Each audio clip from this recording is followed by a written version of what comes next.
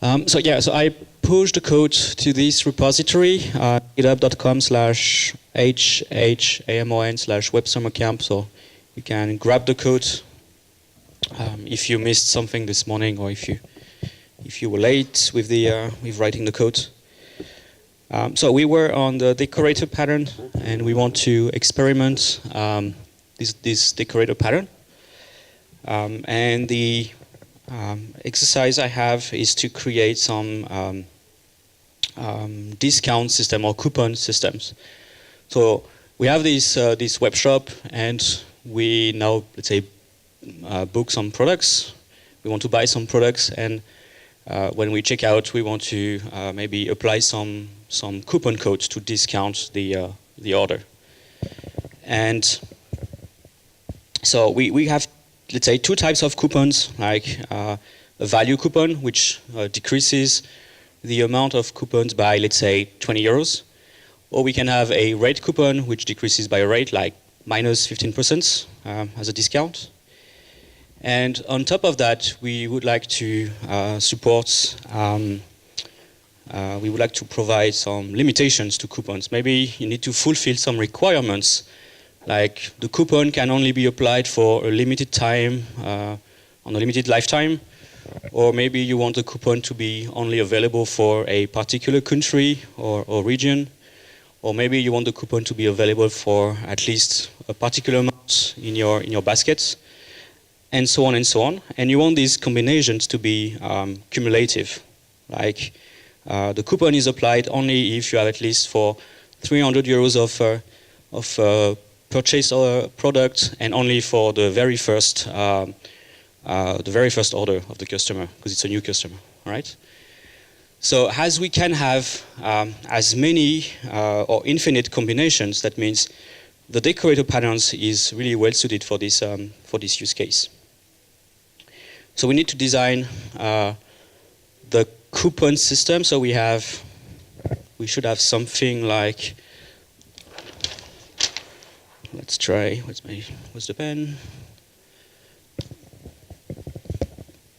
So we can have the base interface, which describes a coupon. So that's my interface. And then we said that we can have a value coupon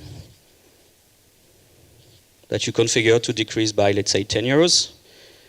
We can have a rate coupon, which is another type of coupon. And we also want to provide some limitations to coupon. So we can have some coupon decorator or restrictive coupon. That would be my decorator class, like restrictive or restricted coupon. And then all the limitation or restriction can be applied or can be implemented as decorators, like limited lifetime coupon. And then we can have a customer first order coupon, and so on and so on. And each of these will be decorators, and they will decorate any coupon. So any value coupon, rate coupon, or decorated coupon. Make sense? And you will get, you will have the opportunity to make something very flexible, very extensible, and with infinite combinations. So any new limitation will just be a new class to produce. We will not change any existing classes. We will just produce a new class.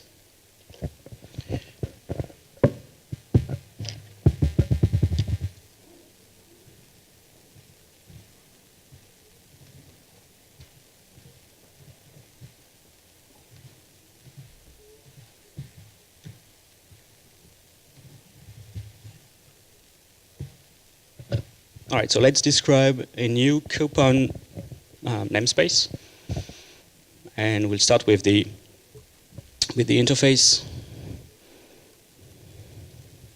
like coupon interface under web summer camp web shop coupon namespace.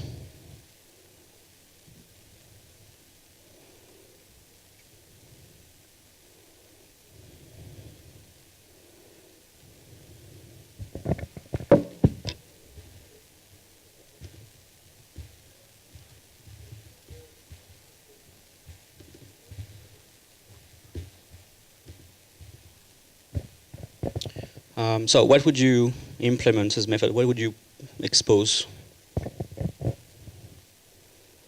You have any idea?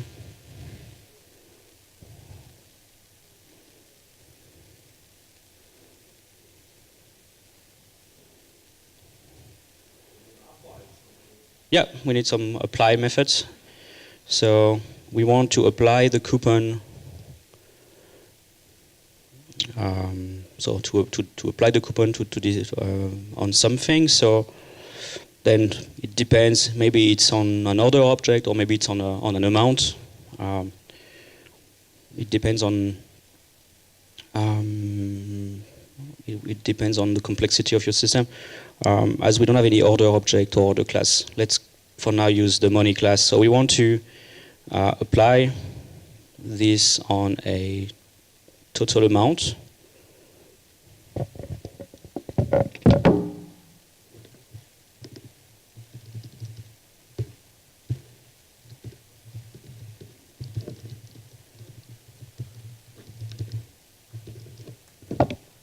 And of course, we have also a unique code for the coupon. So that could be the interface for a coupon. So the apply method will try to apply or to reduce the total amount and return the new total amount. If the coupon is eligible, then we apply it. Otherwise, we just return the total amount.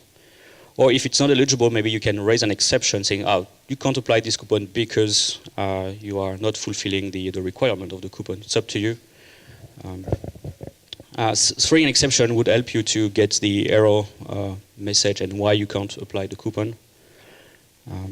Or you just return, or you just skip the error message and it just returns the parameter.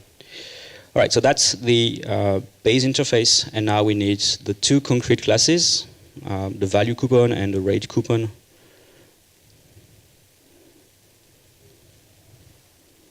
So we have value coupon.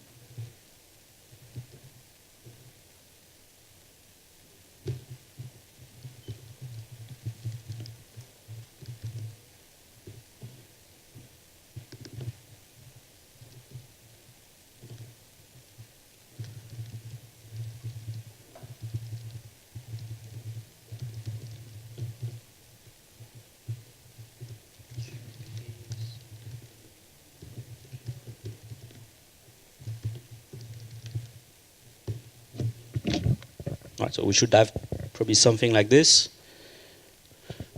So I check that at least we have a total amount which is greater than the discount value. Otherwise, it doesn't make sense. So there is this exception. In this case, I'm using invalid argument exception, but I really encourage you to use your custom type of exception, like creating a new, let's say, coupon exceptions, or invalid coupon exceptions, and then you throw these type of exceptions. Otherwise, if the total amount to discount or to reduce is at least greater than the discount value, then we subtract the discount value. So that's again the usefulness of having a money class. We can easily perform these operations on the money object. So this simple class describes a value coupon. And you can do the same for the rate coupon. So you initialize your construct method with some rates, like 20% or 0.20. You make sure with an assertion that the rate is between, it's more than 0 and less than 100% or equal 100%. And then the apply method just calculates the amount to discount based on the rate.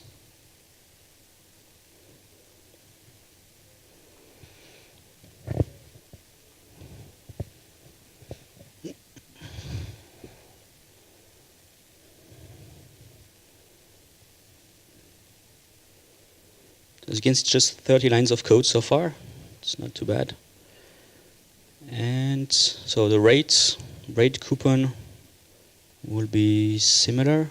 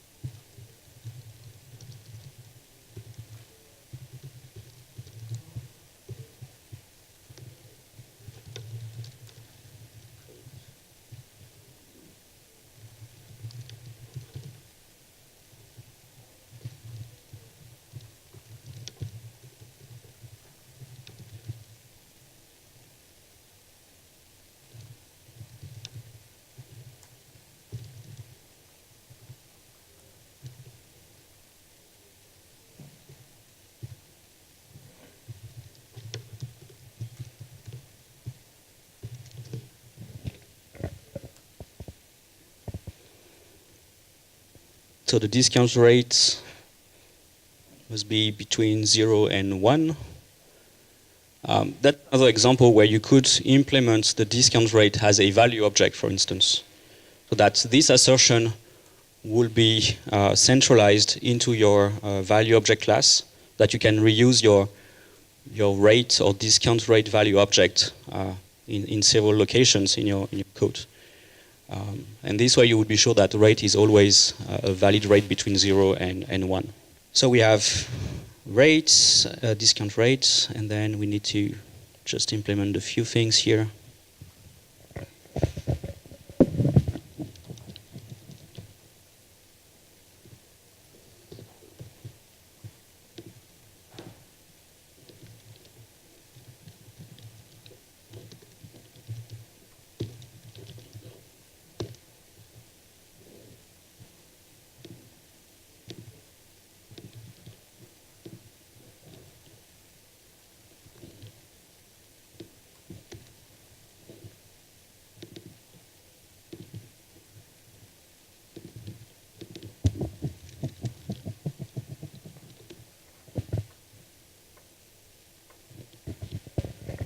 Guess it should be something similar to this.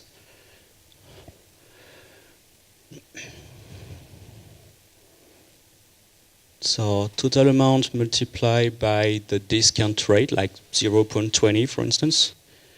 And then we subtract this value from the total amount. And remember that subtract returns a new money value. So we are not changing the input parameter, we are returning a new money value.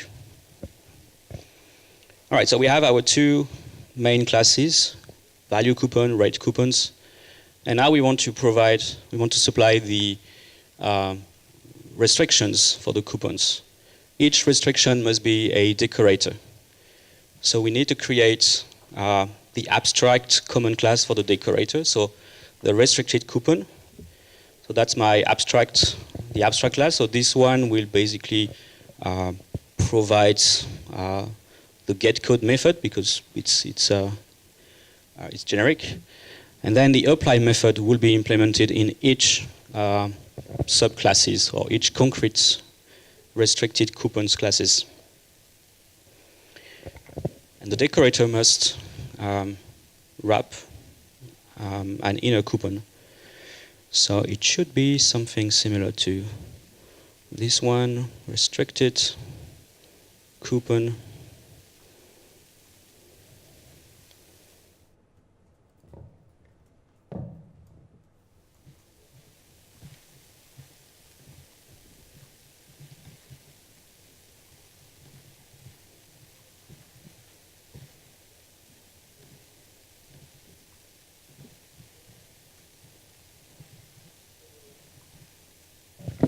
So the decorator class is usually abstract, as we are not implementing the full contract. We are just implementing getCode, and apply, which is the main method, will be implemented by the subclasses, the concrete subclasses.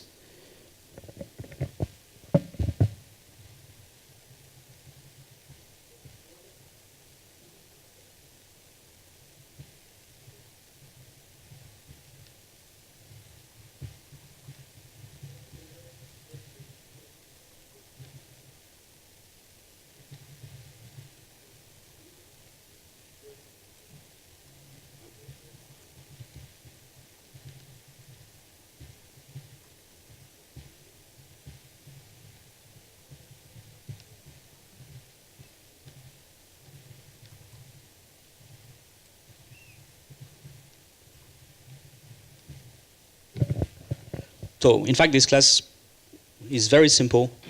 As you can see, we have a protected coupon because we will need to have access to this coupon in the subclasses. So this is why it's protected.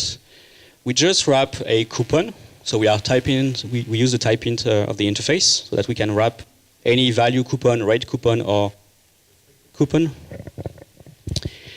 And then the code is simply returned by delegating to the inner coupon.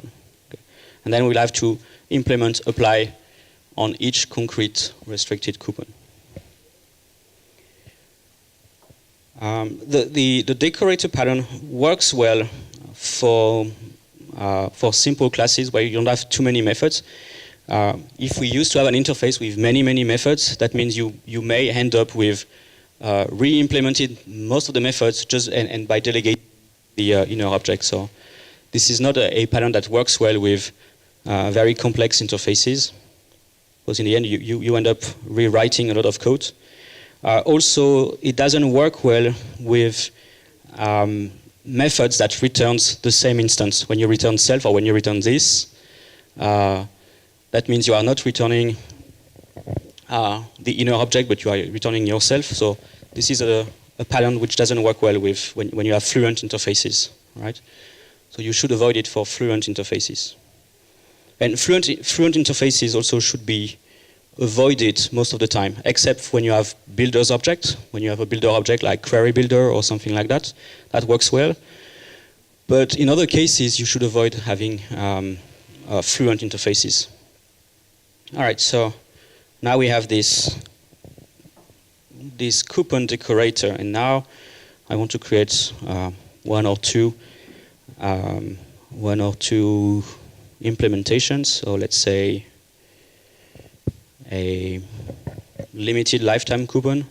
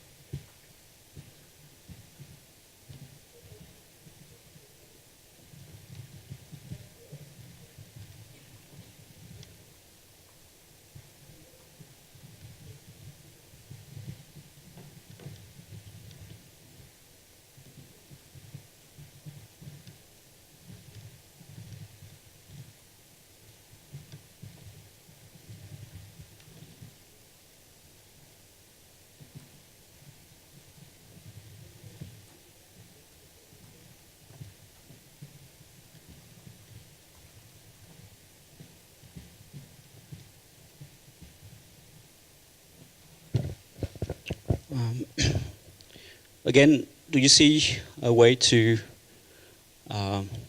wrap primitive types or encapsulate things? We have another examples here where we could also refactor and encapsulate.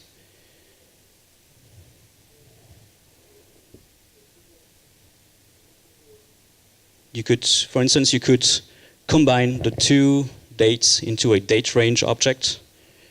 And so that the date range value object would also check that the valid until date is also greater than the valid from dates. And so instead you would just pass a date range object instead of passing two different parameters. Right? So again, try to think of when you start having many parameters in your methods, try to consider whether you can re-encapsulate concepts that are really close together or work together. So in this case, we could have a date range object. All right, and now we have the apply method.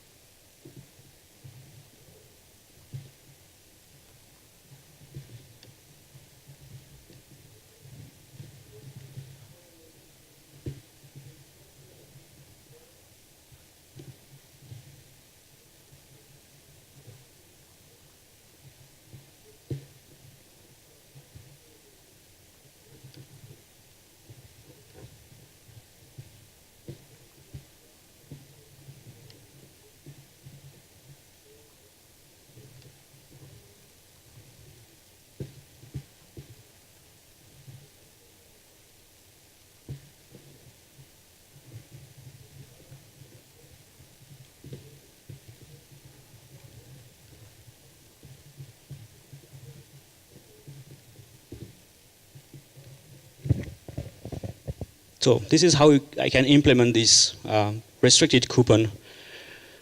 So it's up to you to decide whether you just want to return the actual amount that, because the coupon is not eligible for discount. But in this case, we won't be able to know why it's not eligible, why the coupon is not applied. So it's up to you to return in this case, the amount if you don't care about the reason.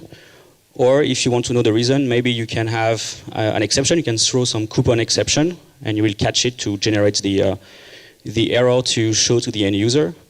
But that also means that you can only have one exception. If you have a complex combination of coupons, you will only get one reason out of all the potential reasons that failed. Another way to do it is to pass a second parameter to the apply method. That would be some reasons list or invalid coupon reasons list that you populate. And in the main client code, then you just check that your coupons list is empty, which means the coupons has been correctly applied. Otherwise, you will get all the reasons why the coupons that will not be applied. So that's a way to achieve it. So we have this apply method, and we can try it using the test. That's interesting, because in the test, you will see some a nice trick with the test, because as you can see, we are relying on the current date. And for testing environment, it's difficult to test something that is valid now. And it will be also difficult to test when it's in the future or in the past. So in the test, you can also mock the clock. I will show you how to mock the clock. Symfony has a class for that we can bring with Composer. And this way we will be able to have some clock mocking for testing this object.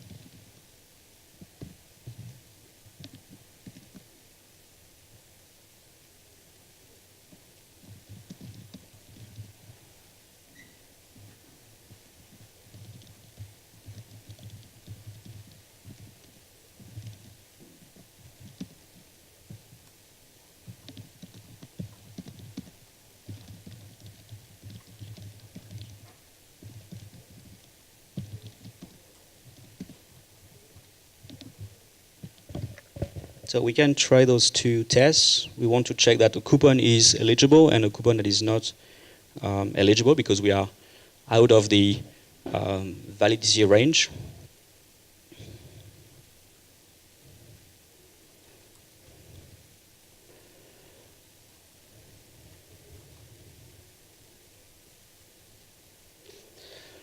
So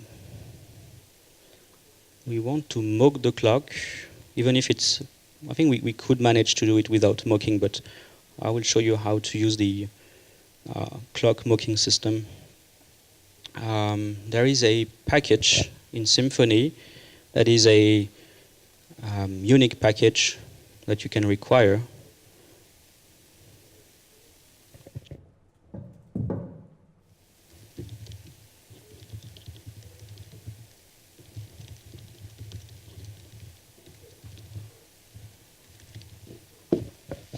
So this package called Symfony/PHP Unit Bridge,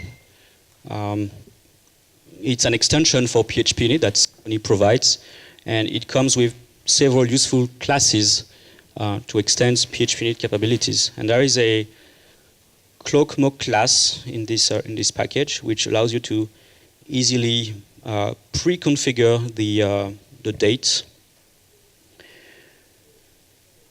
So we can use this class to say, for instance, that now is in fact 2 years ago. So, and then in this case, we don't really rely on the real clock on the system, which makes the test more reliable when you change it from one runtime system to.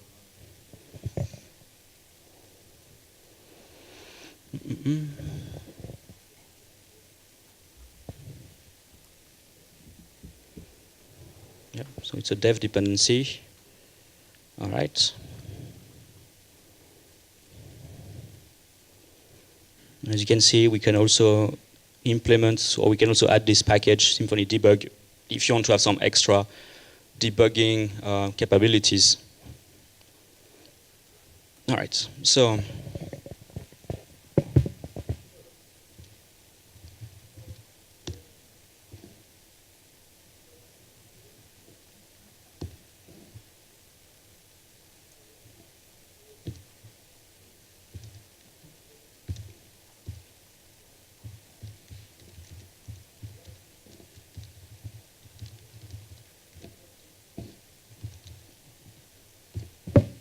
using this syntax, you can, for instance, say that, so now, in fact, when I run the test, now is configured to be this date and this time. So you don't really rely on the actual time, but you define a new now time for the test. So it's easy to then write your test and make sure that it always passes the way you want. So this is a class from the PHP Unit Bridge component of Symfony. It's a standalone component. You can, as you can see, you can use it outside of Symfony. This is what we are doing here. This is very useful. And so now we want to check a valid coupon.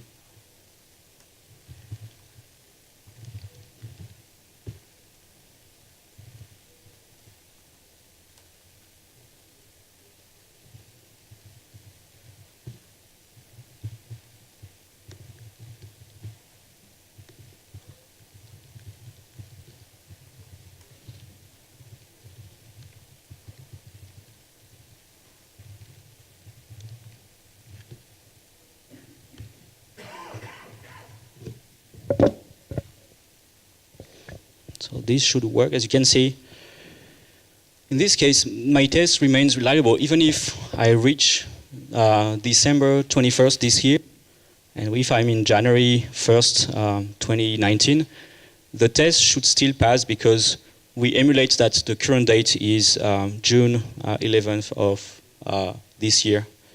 So it makes your test always reliable. You won't have a failing test suite once you reach the December 31st this year. That's some tricky things that appears when running tests.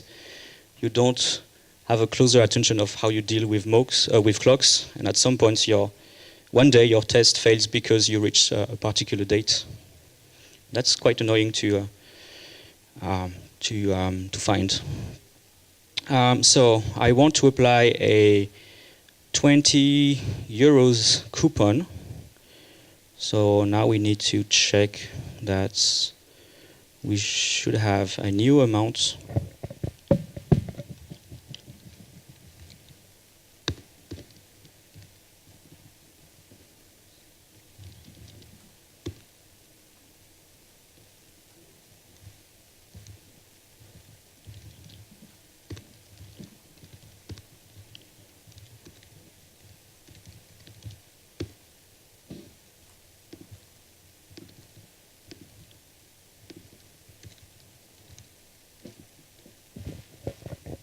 So hopefully this should work.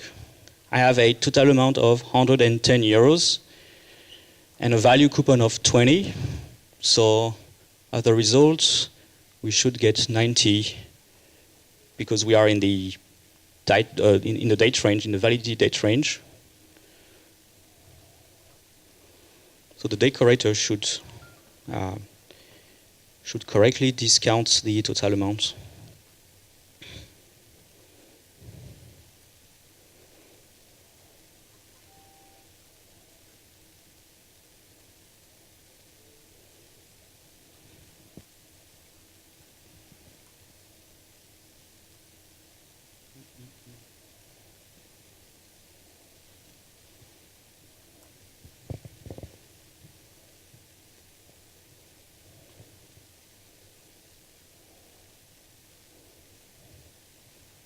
Just want to make sure it works.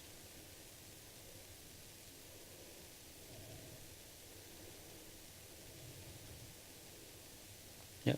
So as you can see, the test passes. We just have one risky test because we have a test which doesn't contain any assertions yet. But the other one passes thanks to the clock mocking. So this one works.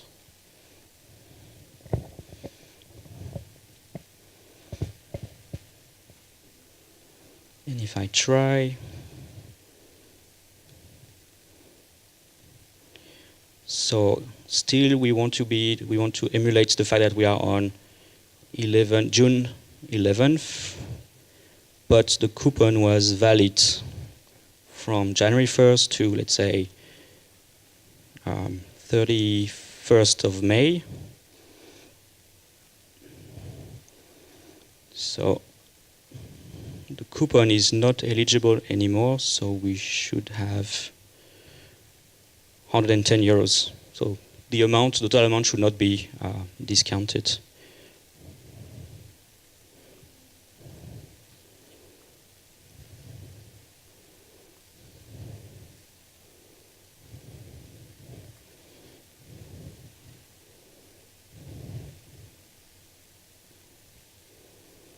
Let's try. Yeah, and it works.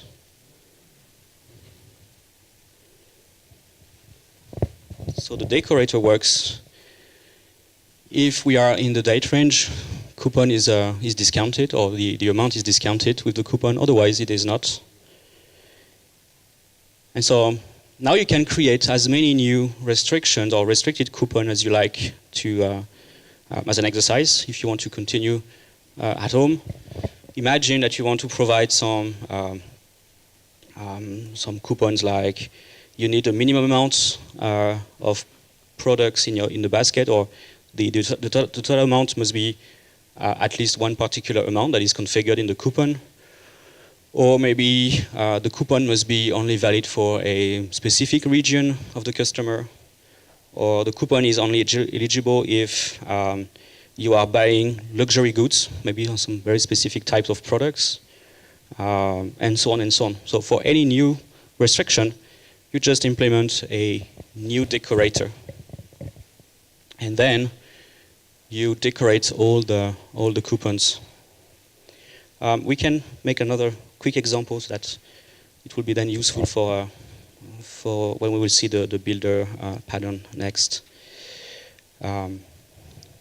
Just want to make a quick new one, like we want to have a minimum purchase amount coupon.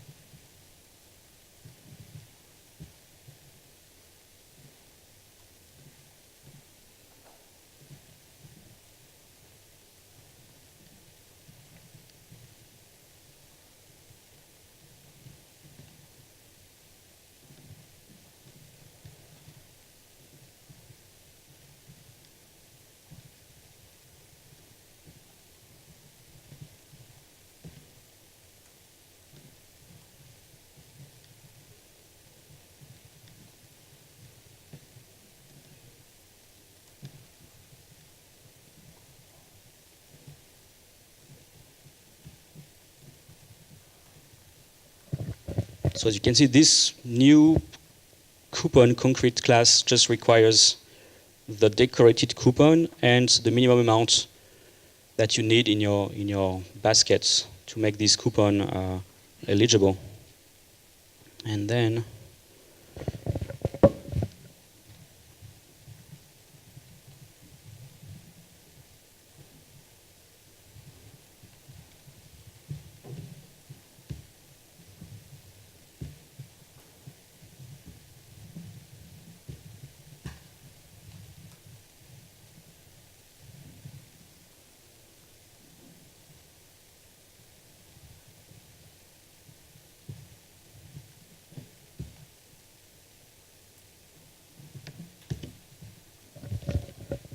so again, just a short condition.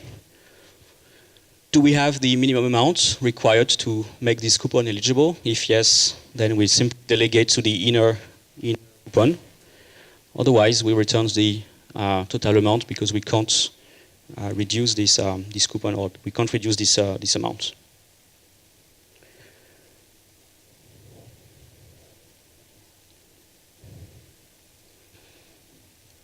I will make the short test in the other class, in limited lifetime coupon test. We will make a combination of coupons. So let's say here.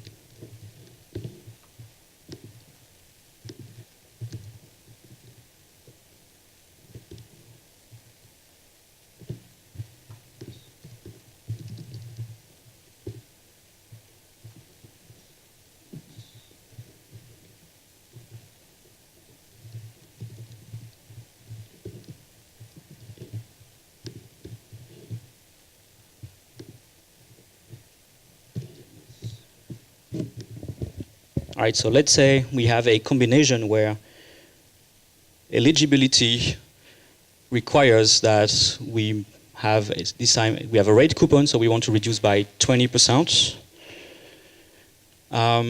But we need to have at least a minimum amount of 75 euros in the basket, or as the total amount. And we also must be in a valid date range. And if those conditions are met, we will expect that the amount has been discounted.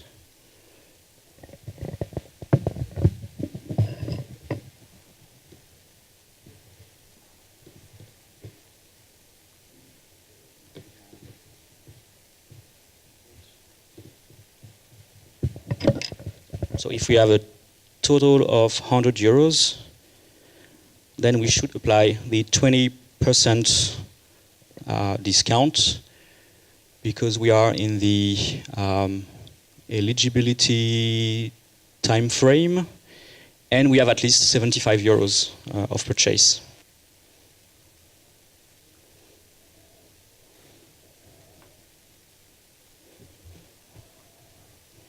And so with this decorator pattern, you can also decide in which order you apply the coupon restriction. In our case, it doesn't really matter, but in some situation, the way or the order in which the decorators are executed may matter. So you have the control of deciding which decorator executes first in the chain. So let's try. Yep, it works.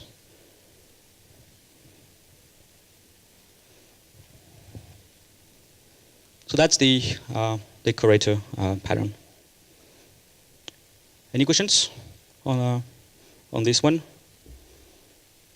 No? All right, I will push this one to the code.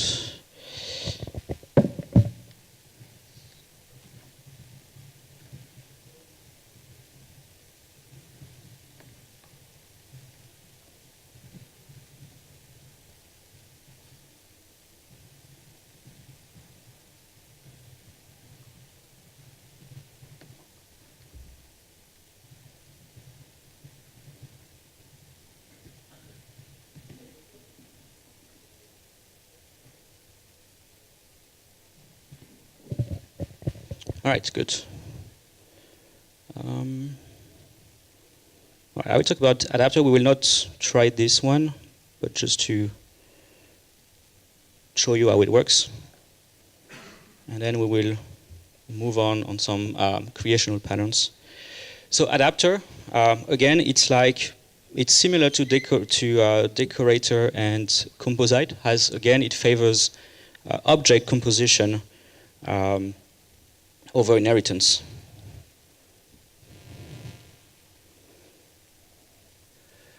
So the goal of this pattern is to allow two objects with different interfaces to work together.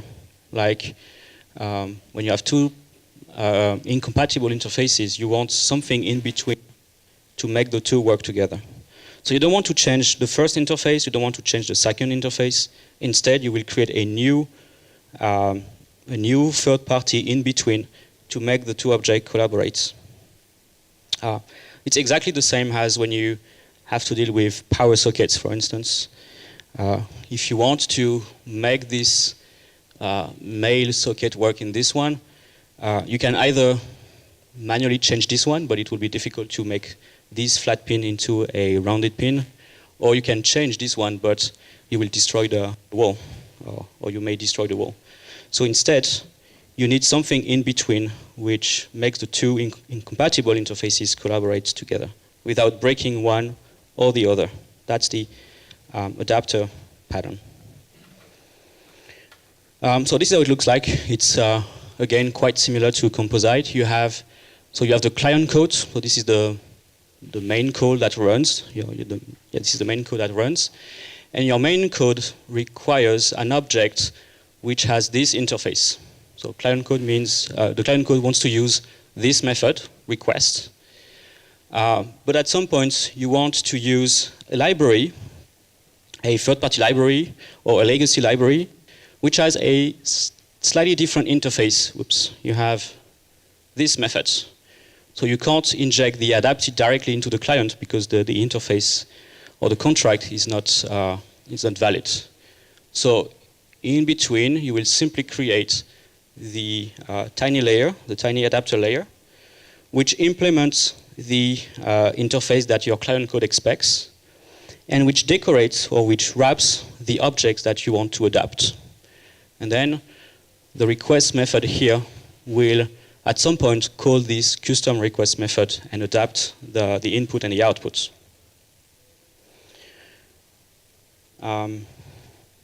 So you mostly use the adapter pattern when you want to integrate a third-party library, I don't know, like Twig or I don't know, Fly system in your system, where your system already has an existing API, which is a bit different.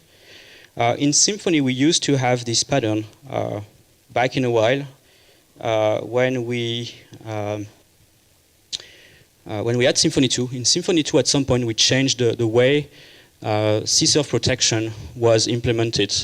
So we introduced a new CSRF protection system in Symfony 2.4.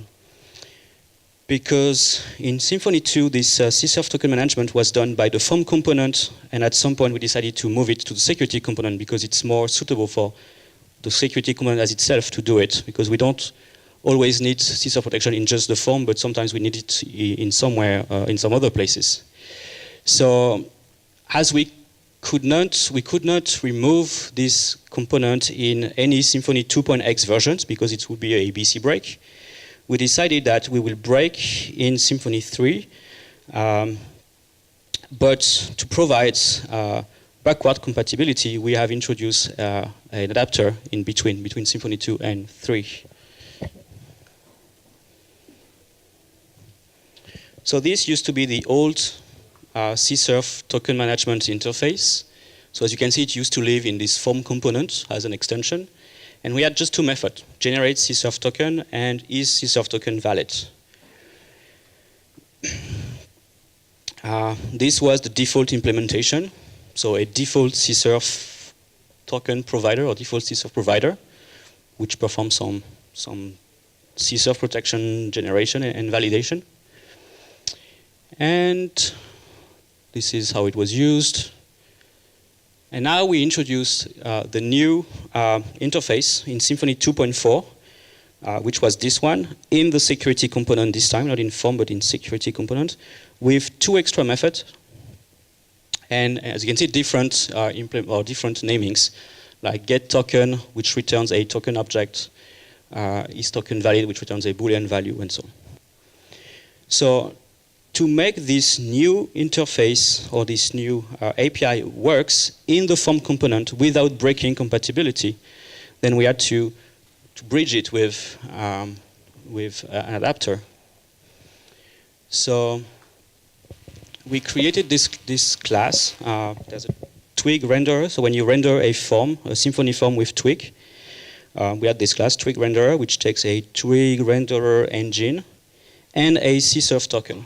As you can see, the CSRF token argument is not type hinted. This is for having this flexibility of testing the type. We wanted to check that, do we use the previous type or the new type? And if we were using if we were injecting the previous API, then we decorated it or we adapted it with the new adapter, with the adapter. And so this code just lives between Symfony 2.4 and Symfony 3.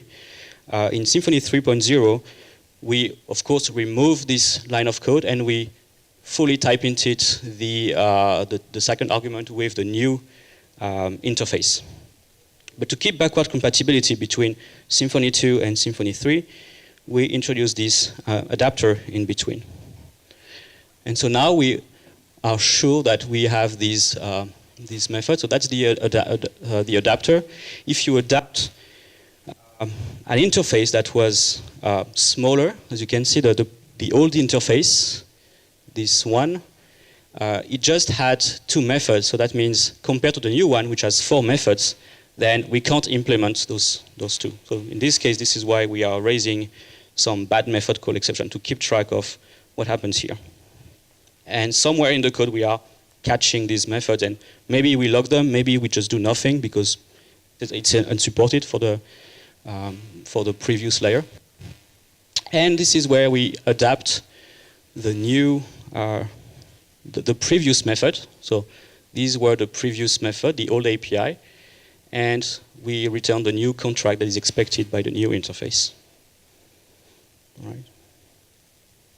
So whenever you want to adapt something, or mostly a code that you don't write yourself, usually a third-party library, then it's better to wrap it into an adapter and expose your interface, so that if at some point you decide to change this third-party library for a new one, because there's a new one that comes up which is more maintained, more unit tested, then you can simply rewrite the adapter class without changing the rest of your code. All right? So the benefits of this adapter pattern is that it's easy to implement. Again, you are not using inheritance, you simply leverage object composition. It's great when you want to isolate code, especially legacy code that you want to isolate and to migrate at some point. And it's great for implementing third-party libraries into your code without making too many changes in your code. All right. Any questions? No? Okay, so let's go into some creational patterns. We'll talk about this one. So this one is not very used in PHP, as you will see, and it's very simple. So prototype is a creational pattern. So in this case, we are encapsulating the logic to produce objects or to create objects. This is a pattern that you mostly find in languages where we have a need for efficiency, a need for performance, where it takes time for the engine to create objects, to instantiate objects. As PHP is a fire and forget language, this pattern is not very widely used, but we have some cases, and I will show you one in Symfony. So basically, instead of using instantiation, using the new keyword, instead you will use a prototype object. So you will instantiate an object, which is be used as a prototype, and then you will use object cloning to clone this object for creating new instances of it. And you will just reconfigure the clones of these prototypes. So as I said, it's mostly useful when you have a language where object construction is not as efficient as just cloning the object. It might be useful when you have to create hundreds or thousands of objects. So think of a language where you have to, let's say, create some video games or stuff like that, where you produce thousands of objects in memory. So this is why they use prototype in these systems. Right. So the problems to solve with this pattern is that you don't want to use the new keyword to create object, because instantiation may be heavy for your for the engine, and instead you will leverage object cloning. So to clone a prototype and reconfigure the clone after you have cloned the prototype.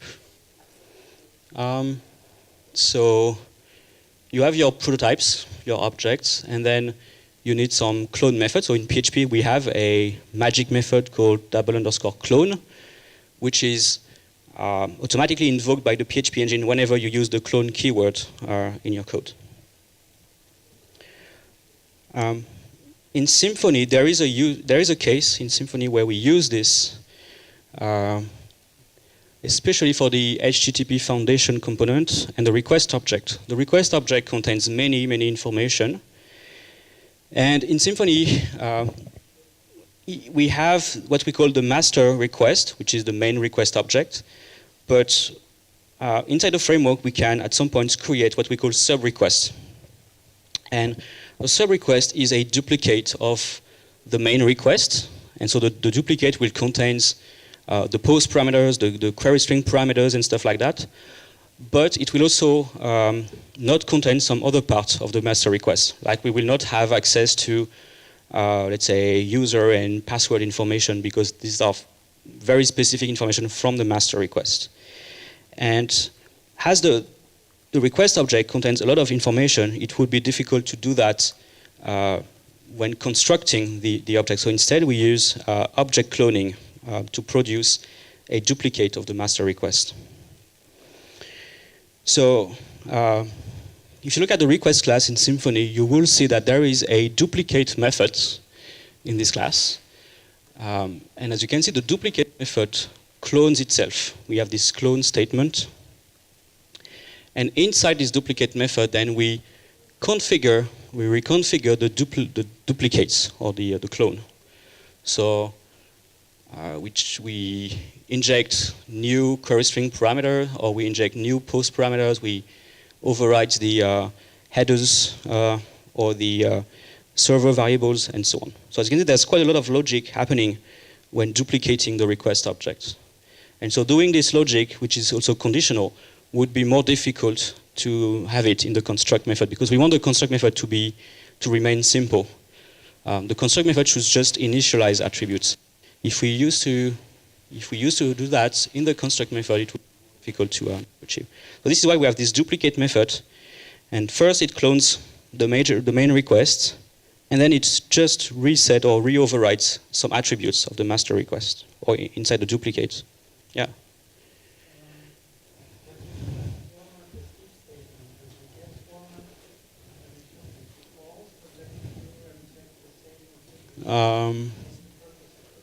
Probably a typo somewhere.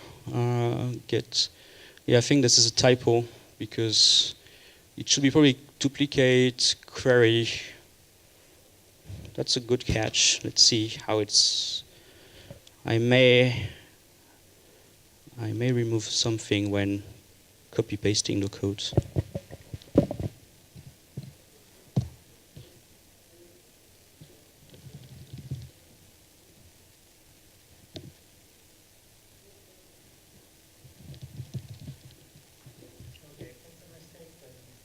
Yeah, I think it's a mistake. No.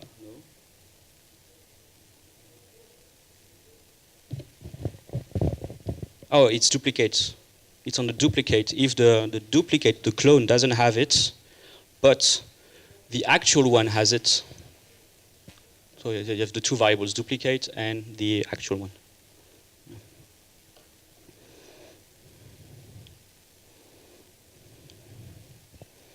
Yeah, so this is where we use this design. As you can see, it's nothing more than using object cloning. That's prototype pattern.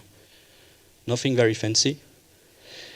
This is where it's used when you create at some point when you execute a sub request. So at some point, Symfony calls this duplicate method. So we duplicate the main request to get a sub request, and then pass the sub request to the. We can handle the sub request and generate a sub response inside the framework. So what we call, if you don't know Symfony, what we call sub request is when you have a page, so the page is rendered with the main request, and at some point you have a fragment that you want to generate as a dynamic controller. So you have a sub request which generates a sub response. So that's what is done. And so the main request is duplicated to make a sub request, which only leaves the time of the execution of this small controller. So it's to perform hierarchical MVC in Symfony. I guess Zen Framework may have something similar in their code base. There's another example in the form component where we have a form builder to produce form, and the form component is very complex as it is. And to create, I think it's to create form config objects. As the form config object also contains many information in it, and many objects, it's easier to simply use object cloning to produce new instances of form config. So this is what happens in form config builder. There's this class, and at some point we are cloning the object itself And we simply reconfigure the form config to be at some point locked, so it's happening in Symfony. And this is where we use that. It would be more difficult to reinstantiate the builder, passes it all the argument in the construct method, just for changing the locked attributes. So cloning it and then switching the lock attributes to true is way simpler for the code. And this way we do not rely on the object constructor, so we are free to introduce argument to the construct method later on without impacting this piece of code. Right? So that's the reason why we are using the prototype design pattern here. And then so it's called somewhere in the code. All right. So the good thing of this pattern is that it simply relies on object cloning. You don't need to create a factory object on top of it. So you don't need to create new classes. You just rely on your actual code. You don't have to rely on the complexity of a construct method, which may have many arguments. However, it can be difficult when you have a very complex object graph with nested objects, where sometimes you also have to clone the nested objects in your object graph. So you have to take care of that, and it may also at some point increase your memory usage. Yeah.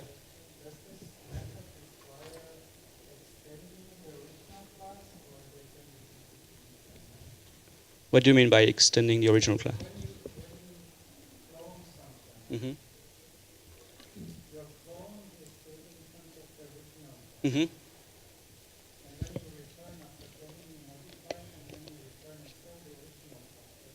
Yes, you are just changing the properties. You are not changing the type of object itself. All right. We will talk about abstract factory later on. I want to show you this one builder first, as we want to practice it. Yeah.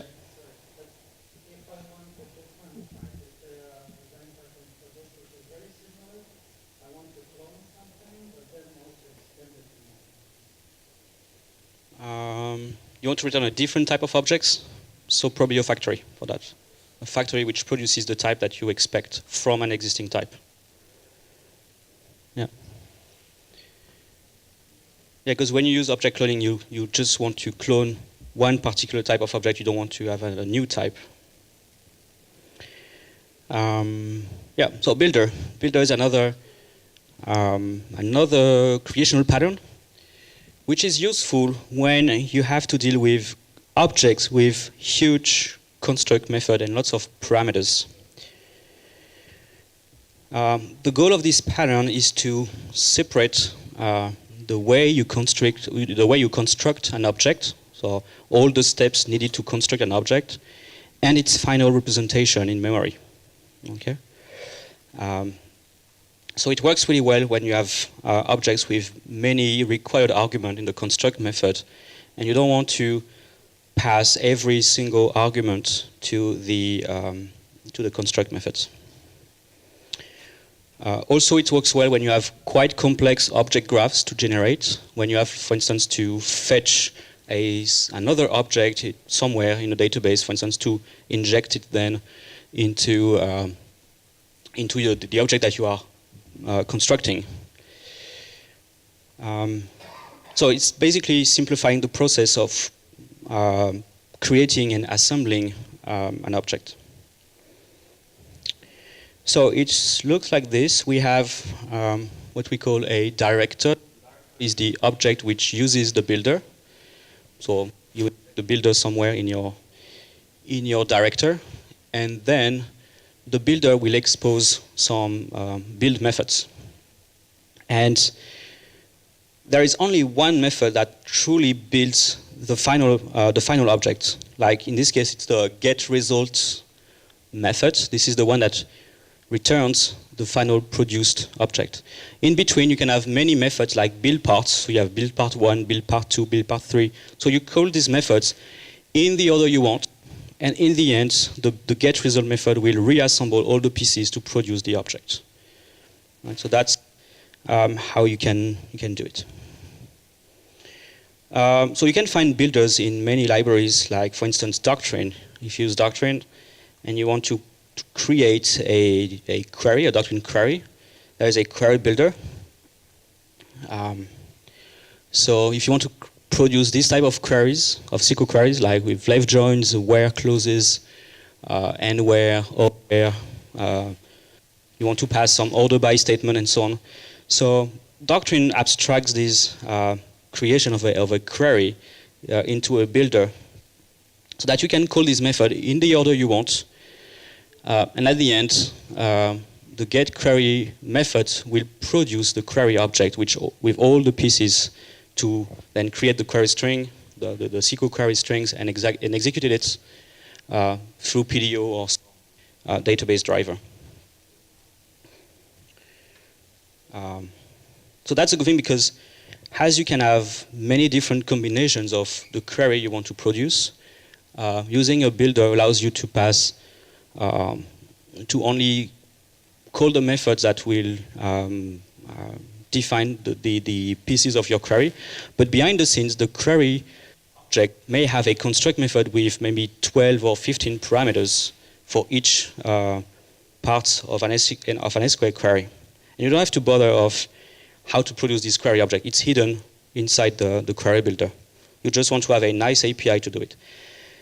This is one of the single locations where you can use the Fluent interfaces. As you can see, each method returns this. We are returning the builder object itself so that we can chain the method calls until we reach the final method, which is getQuery, that produces the query object. So the query builder offers useful methods. And as you can see, there is some business logic in these methods. We have these, like the where methods takes any predicates. There is no types because you can either pass an array of where clauses or you can just pass one or just a string, and this method will create the expression, the sub builder query. So the API gives you a nice query builder, which is very nice to use, easy to use, and behind the scenes it hides the complexity of assembling these parts of the query. And at the very end, this is where the getQuery method, this is where the getQuery method does. As you can see, it checks, did we ask for some lifetime, some caching, and so on. And if we have these properties, then we set them in the query object. So we assemble all the pieces at the very end to produce the main query object.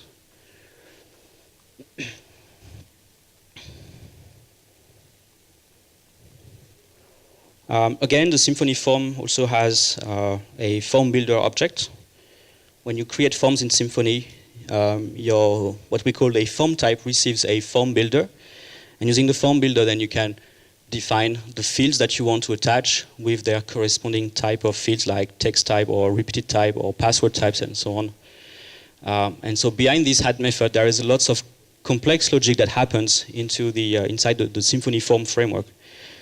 As a user, we just want you to use a very simple interface to produce your forms. We don't want you to bother about what happens behind the scenes when Symfony assembles all the pieces to produce a form. So the builder has many methods that you can chain, including these ones.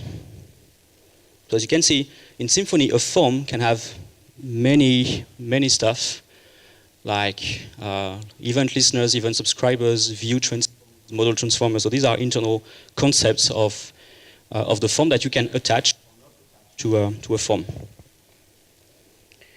That's another reason why I told you that Decorator pattern doesn't really work well with Fluent interfaces and with very large interfaces. As you can see, if you wanted to decorate this kind of object, you may end up re-implementing a lot of the interface in your decorators. So again, this is what happens inside this final method when you then ask for the form. We're using getForm method. Then the form component produces the form instance and all the children with a recursive operations. Another example, this one, another type of builder to create a factory. So we have a builder to produce a factory, and the factory is configured with some required elements and some optional elements. Like we have this builder, form factory builder, and then you can register what we call form extension or form types or form type guesses. And so you give it all the information or all the objects that you want to configure your form factory with. And at the very end, this method, getFormFactory, then produces the final form factory object, which, as you can see, depends on a form registry, a result form type factory object, whatever.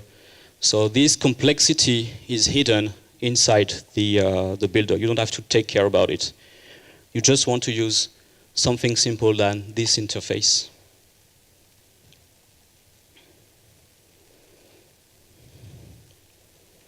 Yeah, another one, which is the violation builder. Again, Symfony uses builders quite extensively inside the system, so that you can use very simple interfaces or API to create an object. So as you can see, if you want to create a violation object has a construct method which takes about 10 arguments.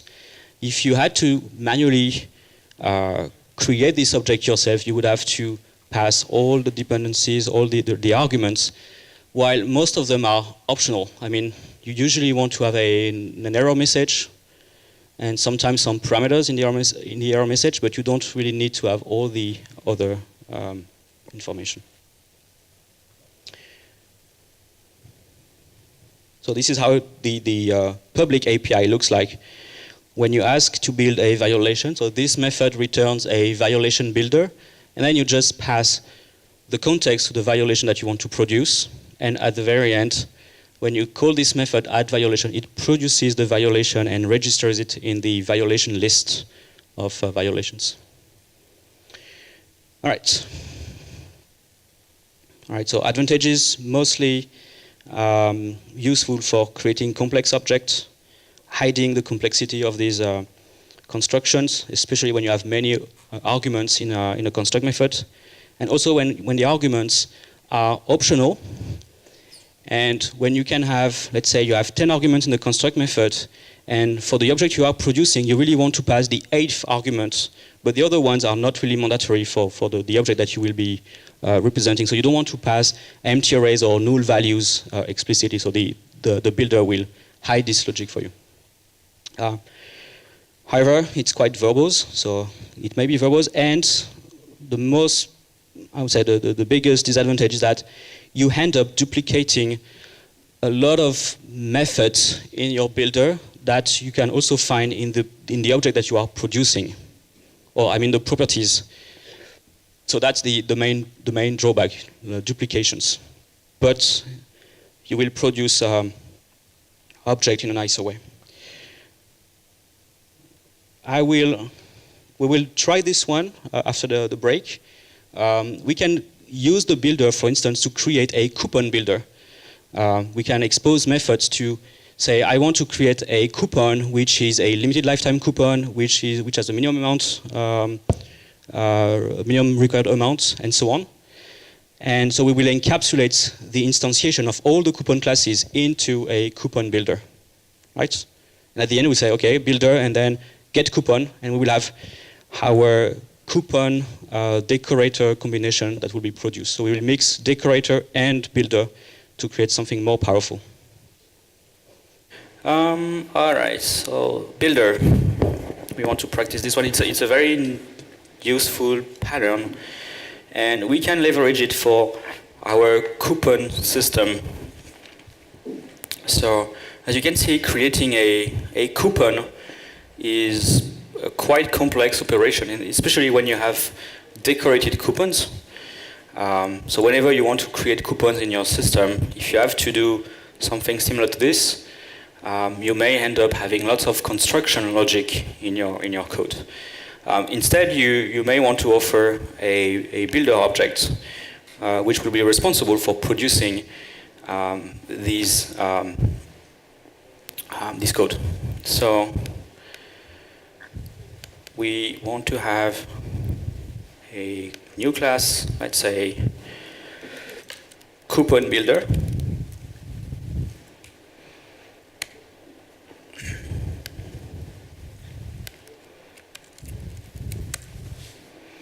I'm not doing an interface here because I will just have this implementation, but you may need to have an interface to expose all the methods you want to provide.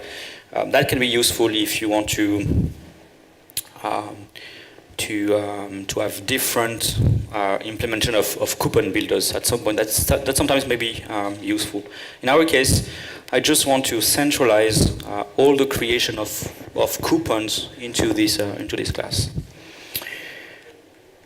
So, what would you implement in this class? What would you need? Can you have any ideas?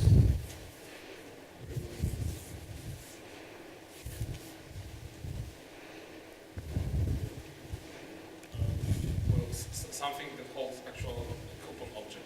Yeah, so at least we need a method which produces the final object. So something like get coupon or build coupon or create coupon, whatever. Get coupon should be enough, which returns a coupon object. So whatever coupon object. So I'm using the interface because it can be rate coupon, value coupon, or a decorated restricted coupon. So at least we need to implement this method, which in the end produces the coupon. Next. Some rules, like add value. Yeah. Well, at first we should differentiate between value coupon and rate. Yes, at least we need to differentiate between rate coupon and value coupons. How would you do that? Because first of all, we need to tell the coupon builder that we want to create a value coupon or a rate coupon. That's the first part, because then we will decorate a value coupon or a rate coupon.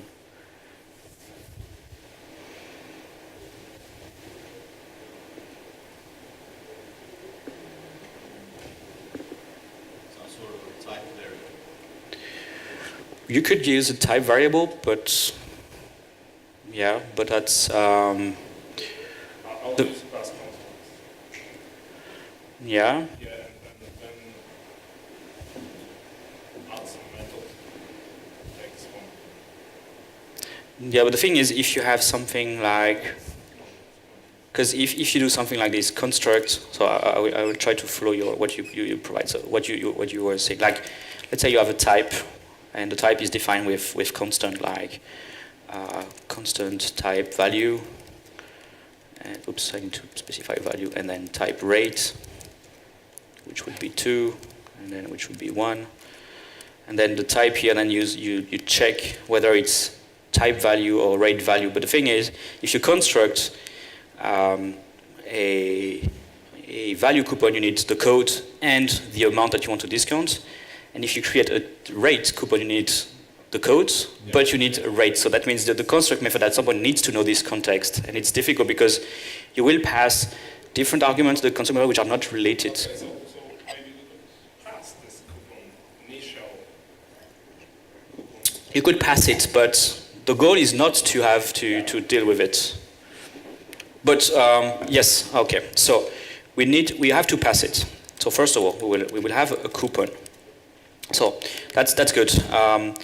We need the coupon to decorate the initial coupon. But instead of having a public construct method, instead I will make it private. I don't want you to use this construct method because it's not really meaningful to do new coupon builder and pass it a value coupon or rate coupon.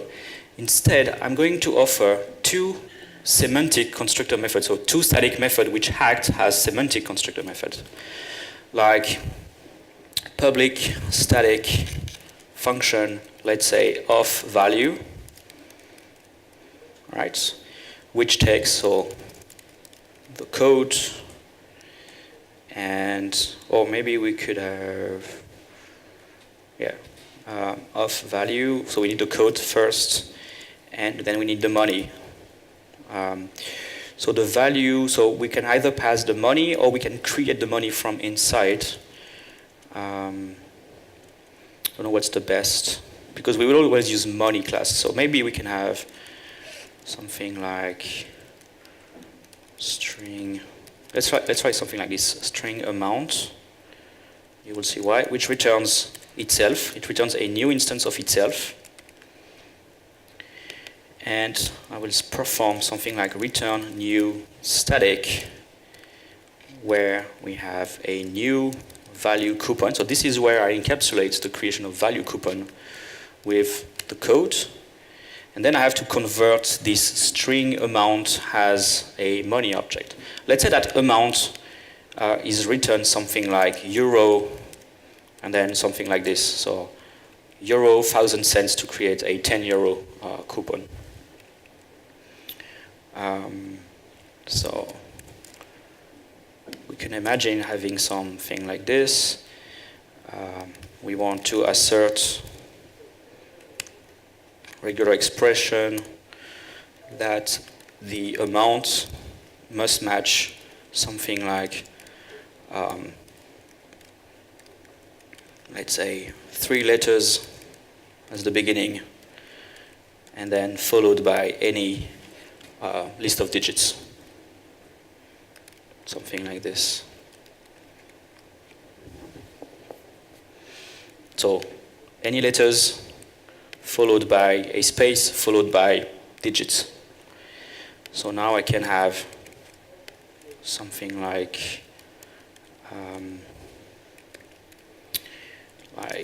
currency code and amount. So let's say I would name it value, which has more sense here. So value, and amount, which equals to something like explode on the space parameter, or space character. And so now I can have a new money for this amount, a new currency of this currency code. Does it make sense? All right. So I'm extracting the complexity of instantiating the money object. As you can see, money means creating a new money instance with a new currency instance. So instead, I would like my of-value methods to just have a string, and then we decompose the string to recreate the money object. Because the goal of the builder object is to provide a useful and nice, simple API to the end user code. But inside my coupon main object, I need to have a money object because I will perform monetary operations. And so here I can have of rate as a second part. So again, we have the code, and then we have float and the rate. So this one is a rate coupon with the code and the rate. All right. And then we have the construct method, which wraps the coupon, and the construct method is private. So we are forced to use of value or of rate static methods.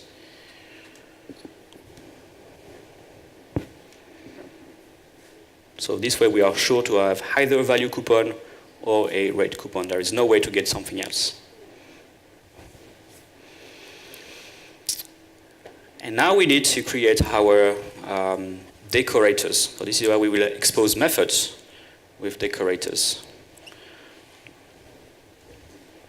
So every decorator will be encapsulated into the builder so that there's only one location where you have your instantiation of decorators, this builder class. If you create a new restriction, then you simply create a new method in your builder and you register it in the builder. So in the end, we will simply return the coupon. We have a coupon, and now we have, let's say, public something like must require minimum purchase amount.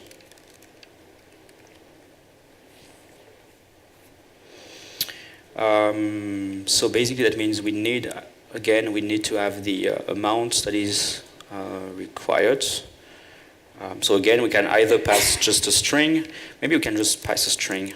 So we need to refactor the value coupon money handling like this, and this returns self because this method will return it will return the builder object itself. So in this case, we will have returned this because we have a fluent interface until we reach the get coupon method. And this is where I'm going to say the coupon equals a new minimum purchase amount coupon of the coupon, and then the minimum amount that is required. So I just need to extract this like parse money value. So we need to create a static method which does that. So this will be stored in a static method, a private static method, like private static function parse money, which takes a string value and returns a money. So the assertion, this goes here, and this here at the end, like this. And so this way I can have static parse money and value. And I can reuse these static methods for my minimum purchase amount.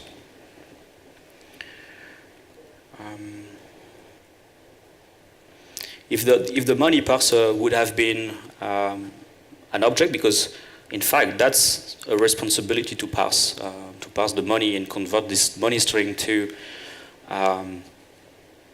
a money object. These could be extracted into a money string parser. So in this case, maybe you would have injected, in the construct method, you would have injected some money parser, and those methods would not have been made static. So that's the drawback. So you will choose according to the situation. So here we have this static parse money, and we have this one.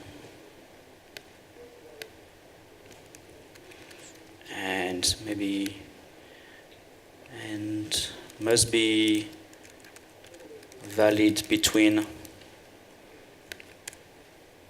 and then we can have, maybe we can have two strings date, like string from, string until. And then we have new limited lifetime coupon, which wraps the coupon. And then new date time immutable from, a new date time immutable until. Right.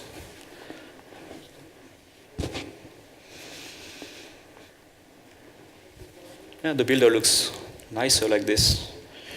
And so as you can see, I don't need to do dependency injection for date time immutable or for money, because as they are concrete classes, when you use value objects, it's rare to expose interfaces for value objects, because a value object represents a very concrete concept. So your entities or your main object will depend on concrete value object classes most of the time. So in this case, there is no need to make the dates depending on interfaces, because I know that I will depend on date time immutable in the end. So I can offer just strings in my builder, and then the builder creates the value objects, the two value objects. At least everything is centralized, so we can refactor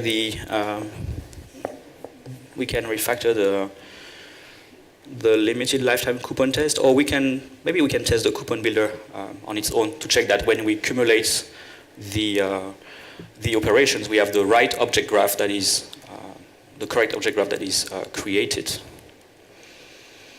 So let's try. I I need a coupon builder test class. Coupon builder tests.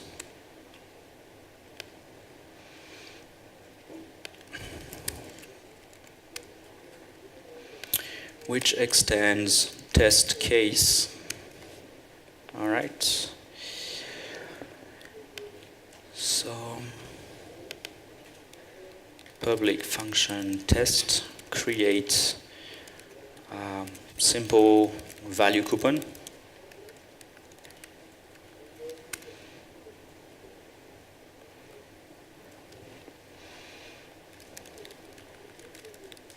So if I do coupon and then coupon builder of value with this code, and then I want to simply get the coupon. All right. Missing, oh, I forgot. And so a coupon of euro 20. We could even maybe shorten at some point to say euro 20, which means euro 2000. If you update your the private static methods, you could also strip the decimals. So we should expect to have assert equals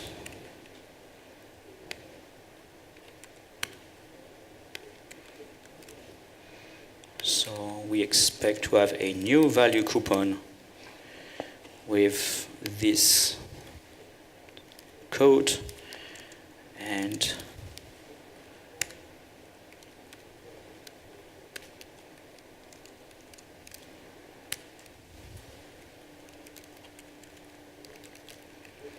this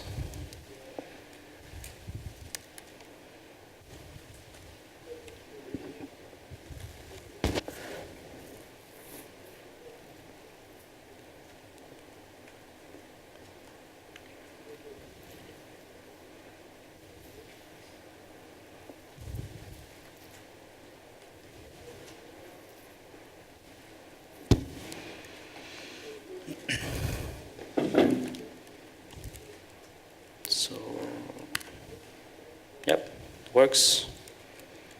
Dash verbose.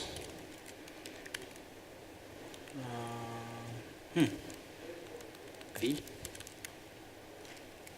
Oh no, dash debug. Yeah.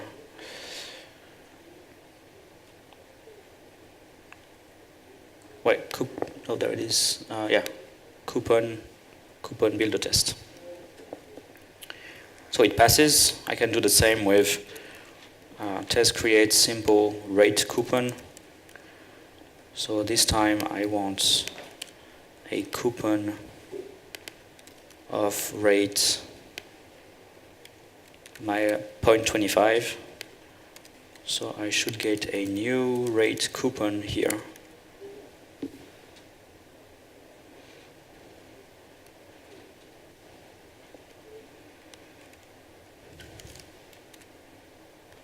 Oops. Yep, it passes again. And now can create a more complex one. Test create complex value coupon combination.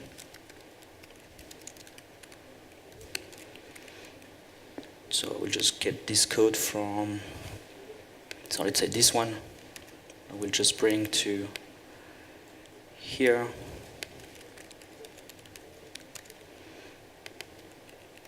So I would like to have something similar to this one.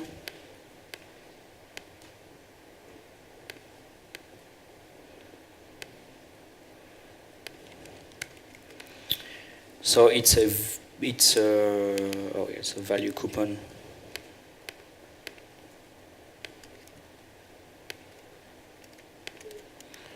So we want a value coupon of, let's say, 15 euros. So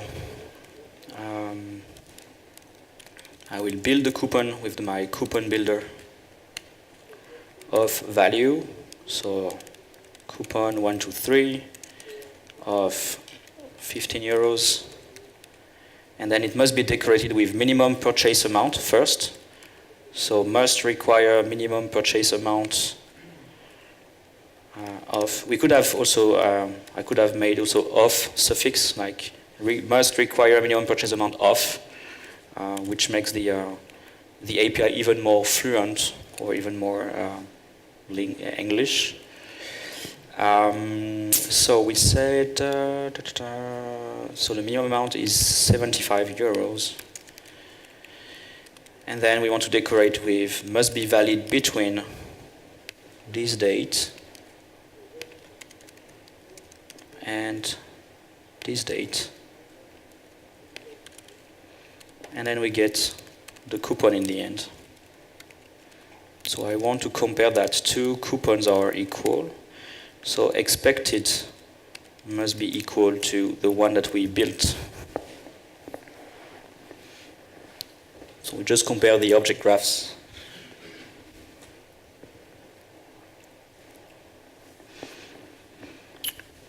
All right.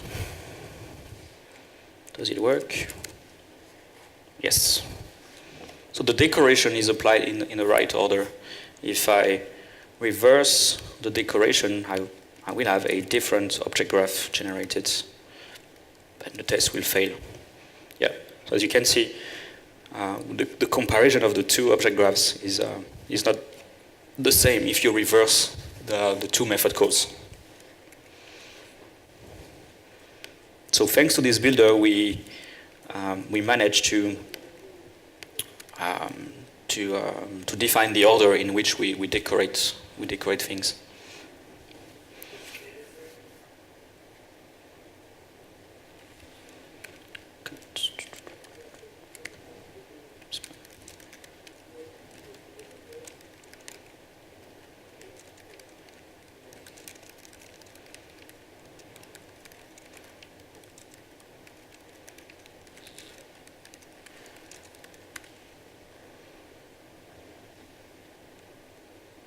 What?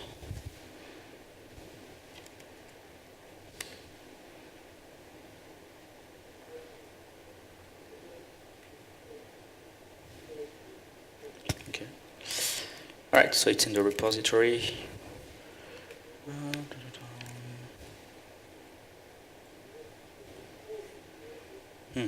Okay, GitHub is done.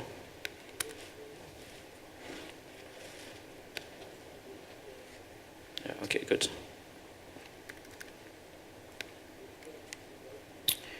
All right. Okay, makes sense for the builder? Yeah. So what's next? Factory or abstract factory? Let's talk about abstract factory first.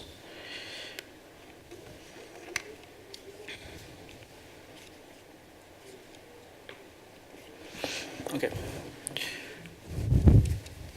So we have two factory patterns in the creational family.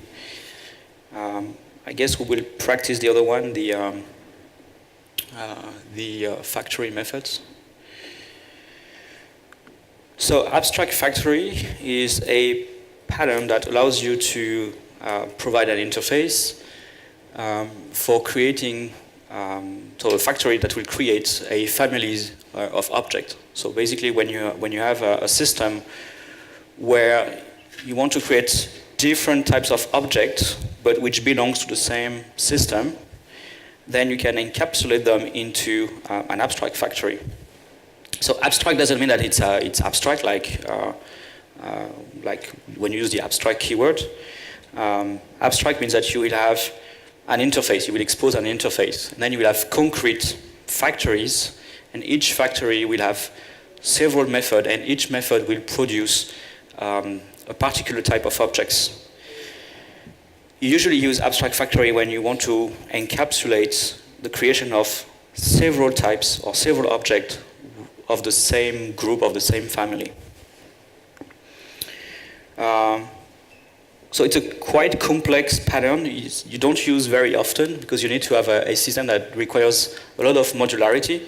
if you build an application which is very business oriented, there is a few chances that you need this pattern. But it may happen. I will show you a use case where I was able to implement it in a project. So as you can see, there is this base type called abstract factory. So again, it's an interface or an abstract class. And this interface provides two methods, create product A and create product B. So both methods returns a different type of product. And so this method, they returns a product A, or abstract product A or abstract product B. So they return some abstract types. And then you will have your concrete factories. So each concrete factory will return a concrete product A or a concrete product B. So you have concrete product A1 and concrete product B1. And you will have concrete factory 2, which produces a concrete product A2 and a concrete product B2. Right? And the goal is that your client code will simply depend on the abstract factory type. So in the construct method of your client code, you will inject this type, abstract factory, so that you can use both create product A method and create product B method, which returns some product A or product B objects on which you have certain types of methods. But at runtime, you don't care about is it a concrete factory A or a concrete factory B that is passed to my client code. You don't care. This pattern is also known as the factory pattern, because you usually then encapsulate the creation of the factory into another factories. So you have a factory pattern. That's the other name we give to this one. So Symfony as an example, I found one example recently in Symfony where we have this new component called Messenger. If you want to implement message queuing in Symfony, so there's a new component since a few months. And there is this base interface, adapter factory interface, which has 3 methods. But as you can see, we have 2 methods that produce 2 different types of objects, a receiver and a sender.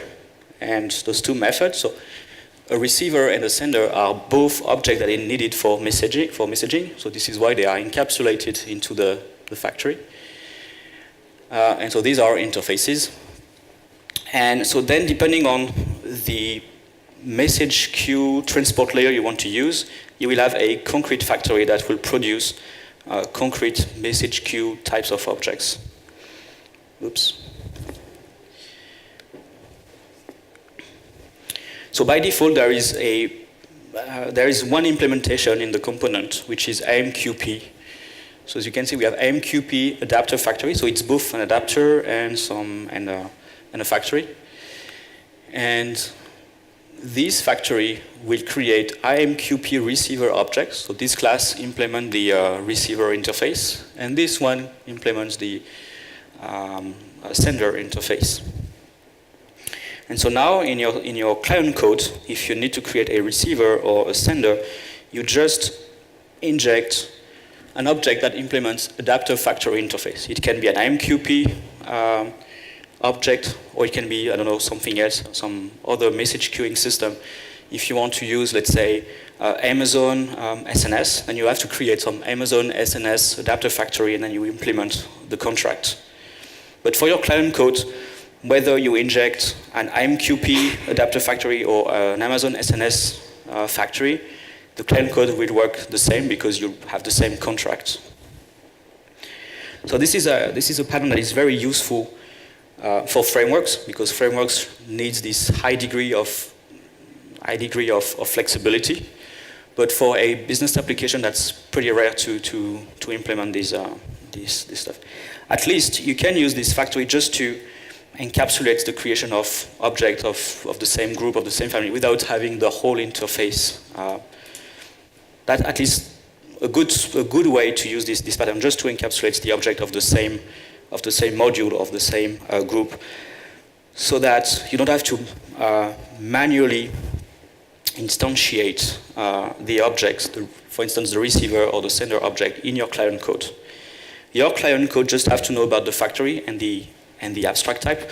Remember the dependency inversion principle when we said that we should depend on abstract type rather than concrete types. That's an example here because if my client code receives this type, so it's an abstract type, so we are doing dependency inversion, and this type also depends on abstract type, so my client code only know about these abstract types, it doesn't know the concrete type that will be produced.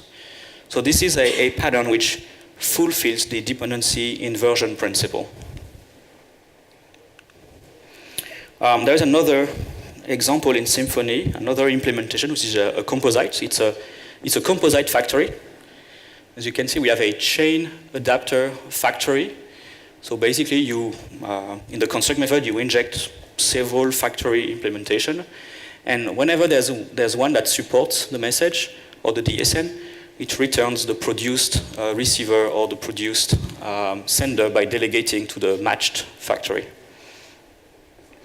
So we can have a chain adapter factory which contains, let's say, the IMQP factory or an Amazon SNS factory, and depending on the DSN we pass, it creates an Amazon SNS receiver or an MQP receiver.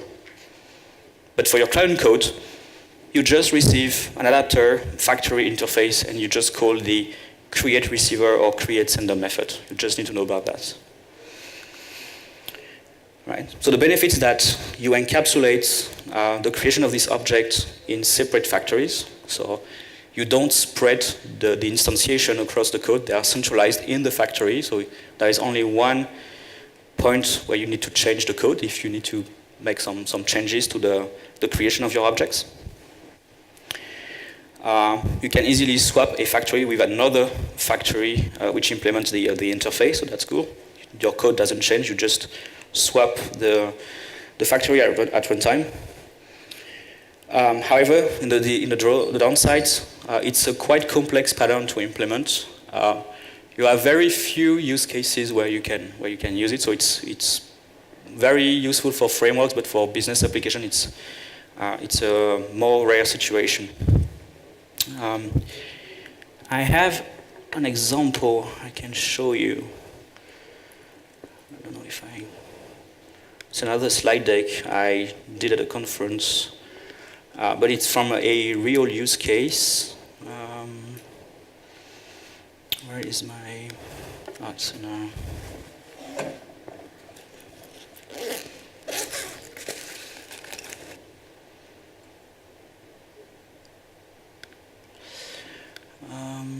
conferences was in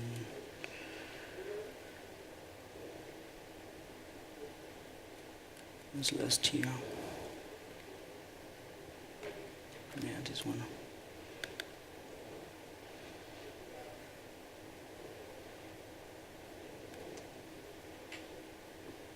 It's a PowerPoint. I don't know how it's going to be rendered in Keynote.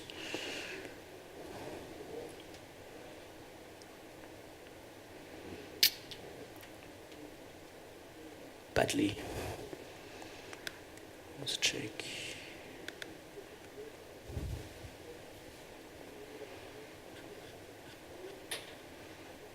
Blah blah blah. Blah blah blah. Should be somewhere. Decorator.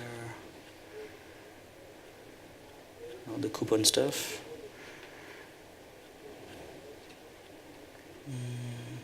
Oh yeah, there it is. This is already a slide deck that is available on my speaker deck. So speakerdeck.com/HHAMO, and you will find all my presentation slides. So this one already exists. So this is a real example that I implemented in a real project. When I was at Sensio, we created the Symfony certification. And so the story behind is that in 2012, we introduced the Symfony 2 certification. And so back then, we created the website to sell the certification. So At this time, it was a new website, so it's very straightforward. We wanted to sell certification tickets, like conference tickets, so the code was very simple. Then 3 years later, we introduced the Symfony 3 certification, and so we had to implement this new certification in a website. And so at this time, I was able to refactor some code because the two certification exams had the same configuration, basically. So the same pricing, the same number of questions, and so on. So it was quite easy to refactor the code. However, in 2016, we introduced a new exam, which was for the Twig certification, Twig Template Engine certification. And so selling tickets for the Twig exam was a bit different because we had a different pricing, we had different passing scores, and so on. But still, we were sharing the same type of object. We still needed some ticket pricer object. We still needed some certification authority object, which calculates whether or not you passed or failed the exam, depending on your score. And so this was in 2016 that I was able to completely refactor the code of the certification website to introduce the abstract factory.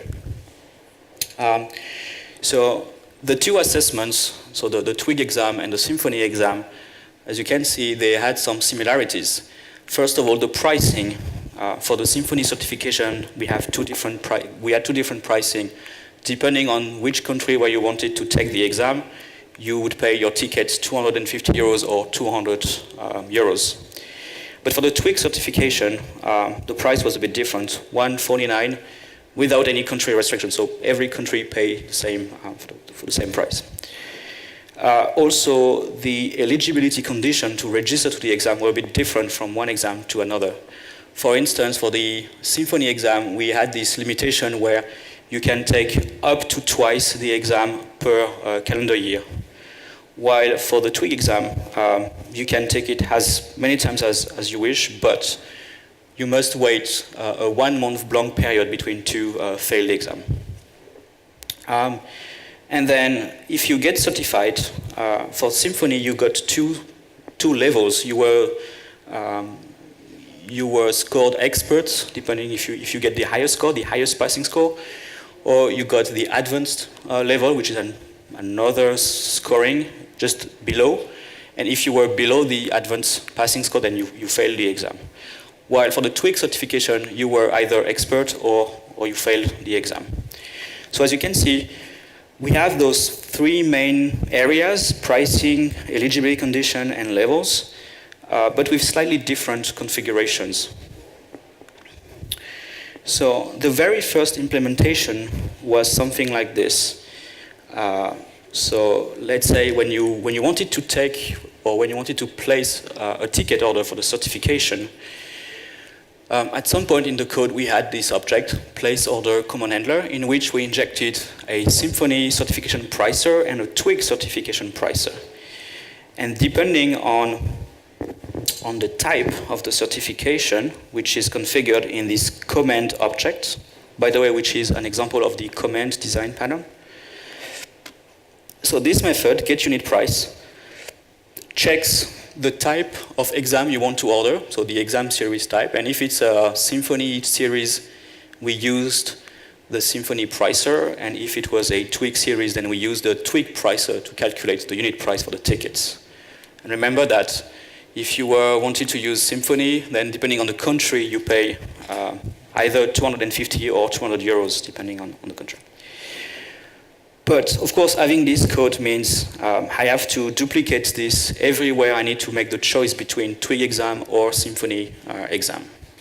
So it worked, but it was not super convenient and easy to test because we duplicated lots of conditions. So not very flexible. So this is where we introduce the abstract factory.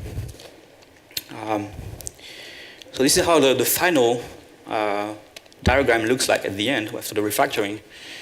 I have introduced a certification factory interface which provides three methods. So one method to create a ticket pricer, one method to create a certification authority, and another one to create the eligibility conditions.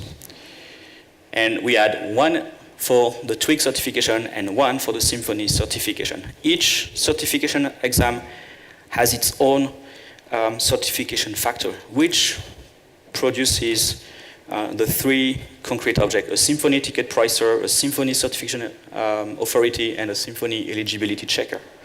And same for Twig. So that means a lot of classes in the end, quite complex, but super easy to test, super easy to make evolve. So that's the main common interface. This is the abstract factory interface, which provides the three methods to create the three different types of objects. And then we had, so this is for the certification ticket pricer. So remember that if you ask the pricer to price a ticket, so it depends on the country in which you want to take the exam. And this method returns a money object. This other interface, this is the interface which decides whether or not you passed or failed the certification. And so depending on the assessment results, or your score basically, you will get certified a certain level, or you will basically fail the exam. So it returns the level that you reach, otherwise you get an exception saying that you are not certified. So how to vary the certification ticket pricing? So this was done like this for the Symfony ticket pricer. So this object takes two prices, 250 and 200. And so depending on which country you want to take the exam, it will decide whether it's 250 or 200. And for Twig, it's just one price. So whether you choose France or Tunisia, for instance, you will always pay 149. So I had this abstract class just for avoiding duplications. And then this is the one for Twig. So the simplest one, you just give it a price, and it returns this price when you ask for the unit price. Very simple. We don't care about the country parameter because it's the same for every country. And for Symfony, it was this one, so the regular price or the discount price, and then we simply check that if the price was in the list of the major countries, or European and US and so on, then you pay the regular price, otherwise you pay the discount price. That's it. Same for the certification authorities. So we have an authority for Symfony certification and an authority for Twig certification. So we give it the different passing score. So these ones are not the real passing scores, of course, but just for the example. So for Symfony, let's say we have this score that you must pass or that you must reach to be certified expert, or this one if you want to be certified advanced, and if you are below this one, you fail the exam. And for Twig, let's say you need this score to be certified. All right. So again, those two authorities, they check the scoring from the assessment result object that it receives. Also, each authority checks that we are checking that it's the corresponding exam. So let's say that this method doesn't return a Twig exam code. We will reject this request. It's not valid. So if the score that you did at the exam is below the passing score, then you are not certified. Otherwise, you get the expert level. And this is for Symfony. So we have the two passing scores, and then we choose. So if you reach the expert score, then it returns expert level. Maybe you are in between advanced and expert, so we also check this one, and otherwise you are not certified. All right. So now we want to gather everything into the concrete factories. So we have the Twig certification factory and the Symfony certification factories. So this one is for Symfony. All right. So as you can see, the create ticket pricer method creates a Symfony ticket pricer, which is initialized with the two prices. Then for the authority with the two passing scores and so on. So I've hard-coded the values here, but you could pass them into the construct method to make them configurable if you need. And this one was for Twig, so which is pretty much similar. It's much simpler. All right. And so now at some point in the code, you need to choose between one factory or the other. So you start refactoring, and you still have this condition, this nasty condition in the code, in the controllers, for instance. But then from each factory, you can get a ticket pricer or the authority. You don't care, you know that you will get a valid authority or you get a valid ticket pricer. You don't care whether it's a Twig or whether it's Symfony certification. That's not the problem at this point. And now you need to, this is where the factory patterns comes in, because you still have this nasty group of code. You want to encapsulate this pile of code into a super factory, which creates a factory. So I created a certification factory, or it could have been a chain or chain factory. I could have used a composite pattern also. And as you can see, there's this method, get factory. You give it the assessment code, so whether it's a Twig certification or Symfony certification, and then it produces the Twig certification factory or the Symfony certification factory. And then we just have shortcut methods to just get the pricer or that is one. You have the methods here, the shortcut methods, to directly return the ticket pricer or the eligibility checker or certification authority based on the assessment code. So now in my concrete objects, in my system, in my services, I simply need to inject this object, the certification factory. And as I know the certification exam code everywhere, it's easy to get each of these objects without making the conditions. So remember my placeholder command handler. So now this one receives the factory object. And this is this one which decides, give me the ticket pricer that belongs to this exam series I want to order tickets for. And it returns a Twig ticket pricer or Symfony ticket pricer.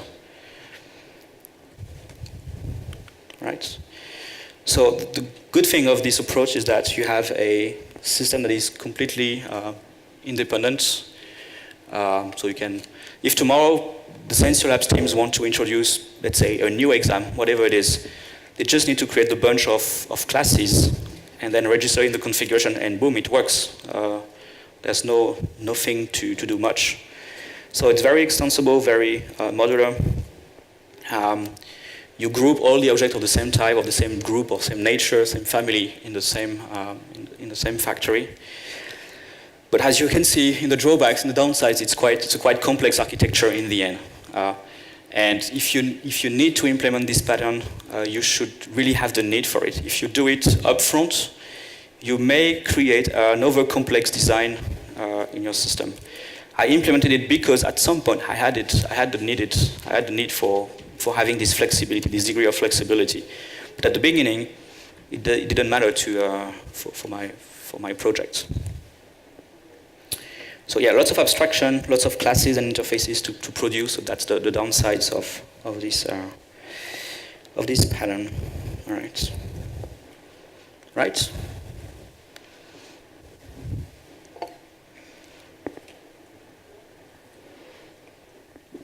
Any questions? No, it's good. All right, so maybe we can go over a last one, so that tomorrow we'll go only on the behavioral patterns. Yeah, I have a lot of materials. All right, factory methods. This one is a bit different.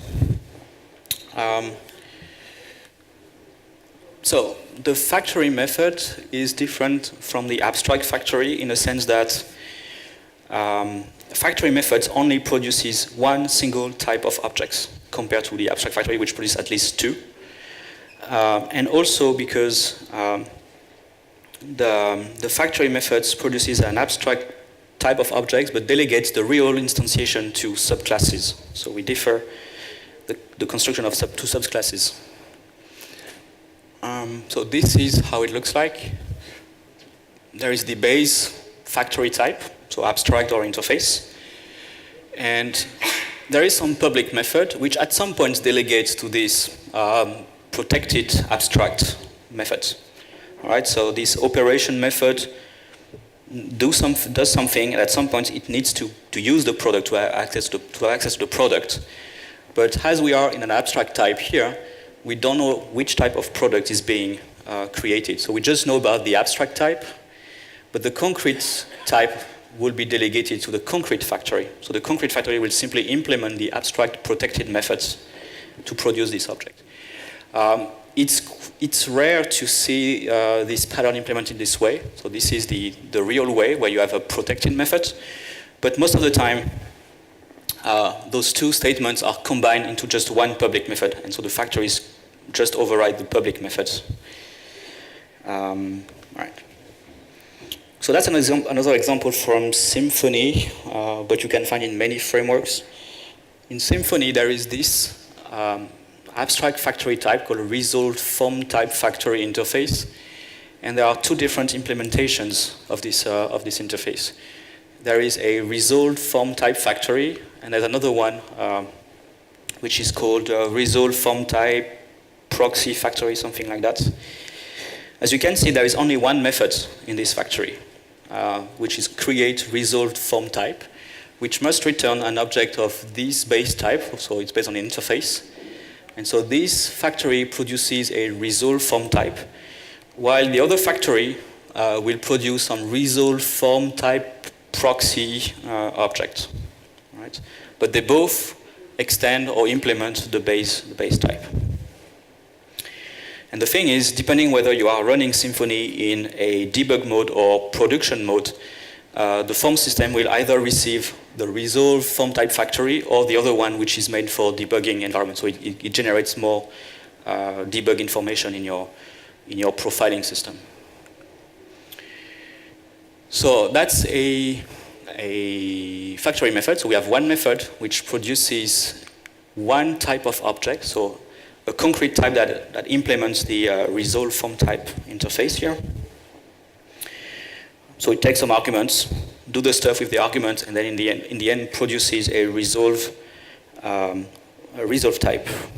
So this is what it does. If you look at the class in Symfony, in the Symfony code base, it just returns a new resolved form type. The thing is, this is where we centralize the instantiation of this class. There is nowhere else in Symfony where this class is instantiated directly.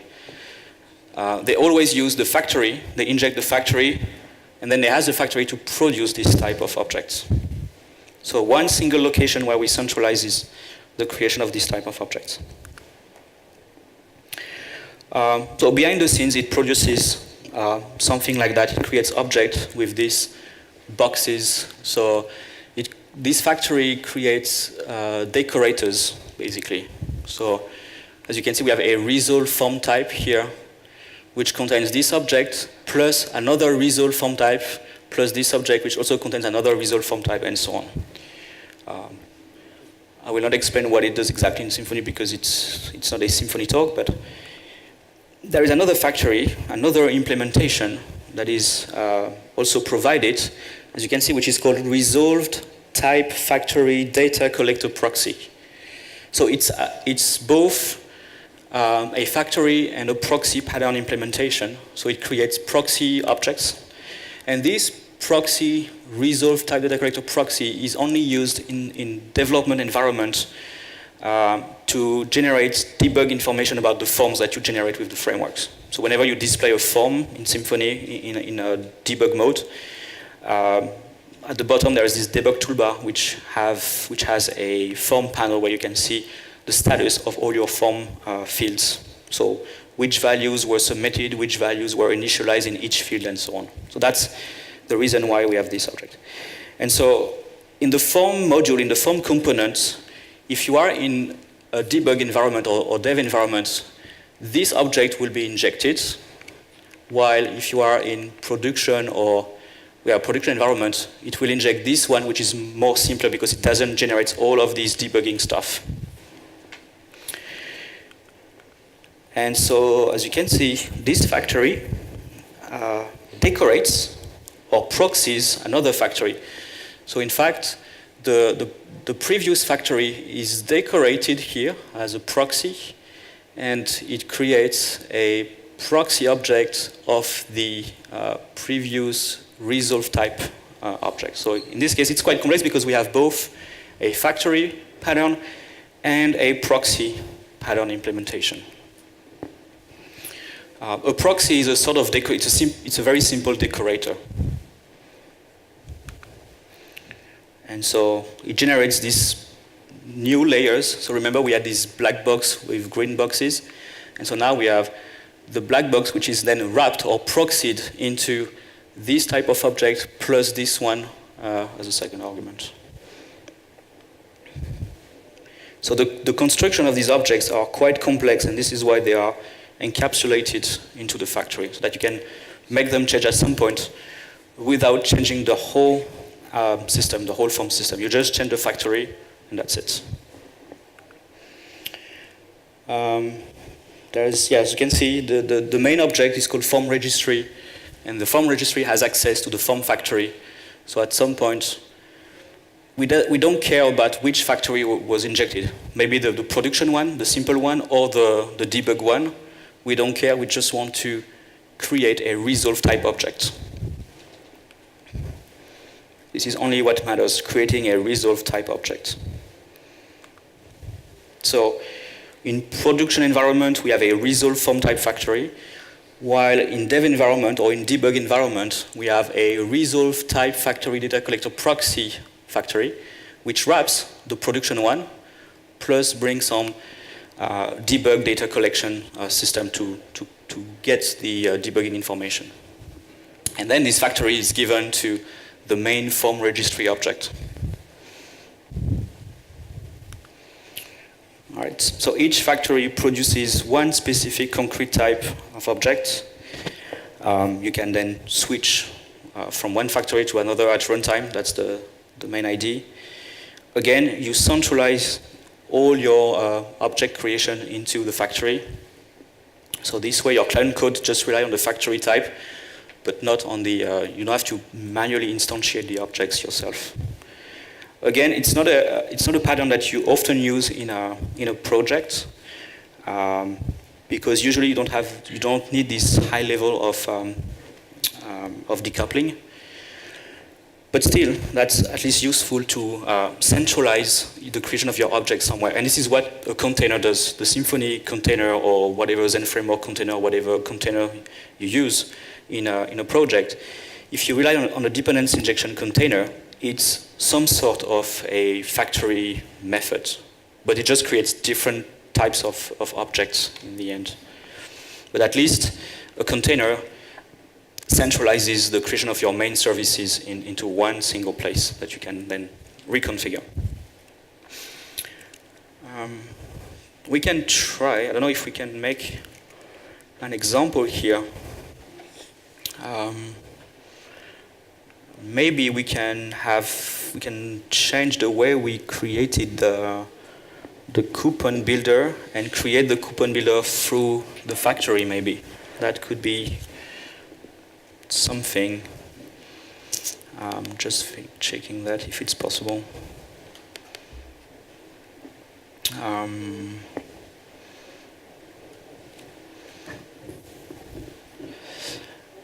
Yeah, we could have a value, maybe a value coupon builder and some rate coupon builder. So maybe we could extract this into two different factories, for instance. As you can see, the way you implement or you fix a solution or you solve a problem can be done in many ways. So you can use a builder, or maybe you can use a factory. Choosing one or the other depends on the context, depends on the degree of understanding you have of the pattern. It's really also a matter of choice. There is not only one pattern that can be used for one particular problem. Sometimes you can use different solutions. So maybe we can just refactor this to a factory. Let's say we have something like create value coupon factory and rate coupon factory. So, or builder yeah, maybe some coupon. I will try something. Coupon builder factory. That's the main interface. I want to have a factory to create a coupon builder, whether it's for a rate coupon or a value coupon. So we have coupon builder factory.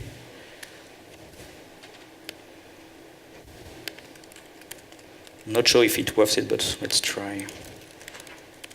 Interface. It may make sense. Yeah. So that's my interface, and then we have the methods like create builder. The thing is, we need to pass some informations, because if we want to make a value, say we have some coupon builder at some point.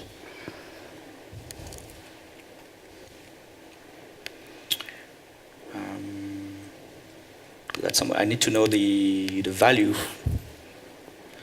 So probably we need some context to have something generic. And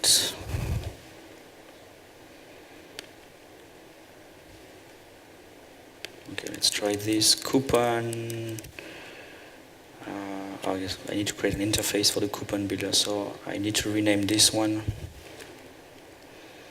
Let's say default coupon builder. So this is my previous example. So I renamed the coupon builder to default coupon builder, and I want to have a coupon builder interface.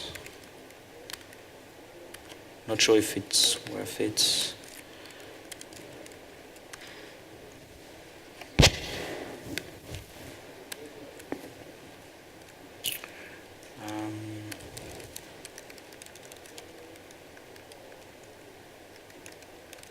Whoops.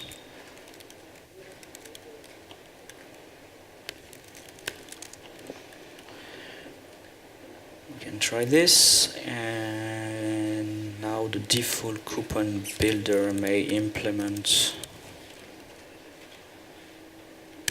this interface.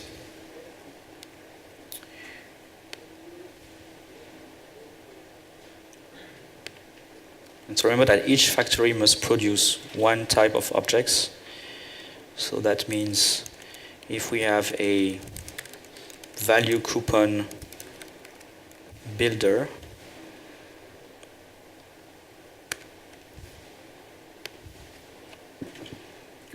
value coupon builder, so that's the builder for a value coupon. So we can extract, so we can split the coupon builder into two different builders, like rate coupon builder and value coupon builder. They could both extend the base class or some base coupon builder class. But at least I will make it implement coupon builder. For now, we'll just do that. I want to do to extract the money parser thing. That could be useful to inject it into the value coupon factory or value coupon builder factory.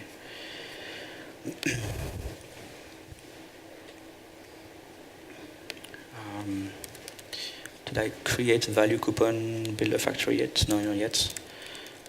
So value coupon builder factory. Something like this.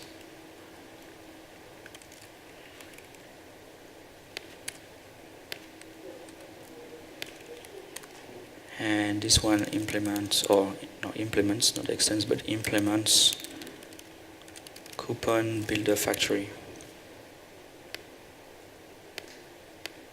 All right. So this means at some point we have to return a new value coupon builder, and this is where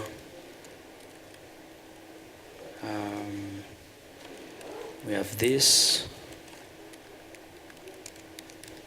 and we could have new value coupon and this is where we specify the code. So maybe the context, so this object would have context code, and this is where we would delegate to some money parser. And then parse context, and then the amount.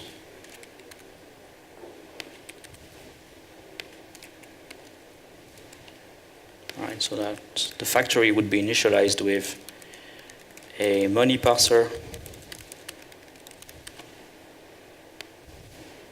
so that I can have in web shop, let's say money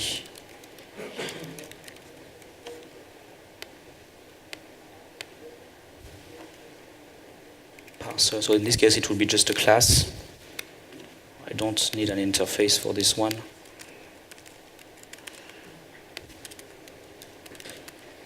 Parse, which takes the string and returns the money.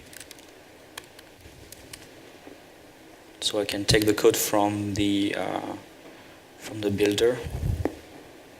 Where was it? The default coupon builder, so this one.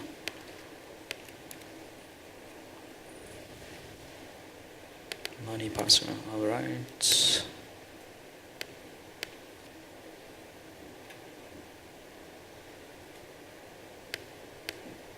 Okay, so the factory will receive a money parser.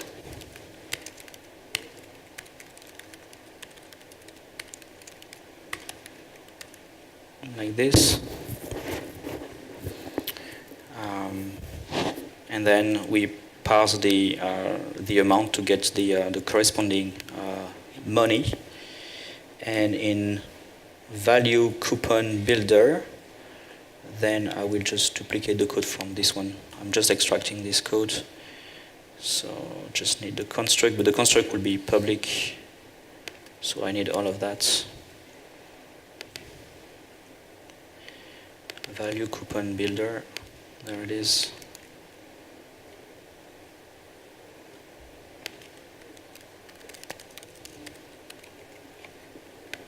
And so in this case, we could use value coupon because we are sure that we want to decorate, or we want to initialize a value coupon. Yeah, so that's it. So basically, we have this factory, and if you want to, am I missing something? The type? Oh, private. I still have the private statement. Right. So we centralized the creation of the value coupon builder into a dedicated factory. And as you can see, because we have dependencies, we need to parse something. Then we inject the parser in the factory, and then the creation of the coupon is done here. Maybe we could also just have a simple coupon builder factory, so without specifying value, we could have coupon builder factory, and which could be the abstract type, and remember we could just have here new coupon builder, and the other way could be to have this create coupon like this based on the context. And so remember the factory methods where we have a public method which delegates to a protected method which really produces the object. This could be done here. Or we could have something like factory, like coupon factory. So we could have a factory which delegates to another factory which creates the value coupon or the rate coupon. But yeah, it's a matter of refactoring. It could be, as you can see, more complex. It's much more complex than using just the builder, where we just have one single class. So choosing one or the other really depends on the complexity of your project. But I can try if it works. We already have it.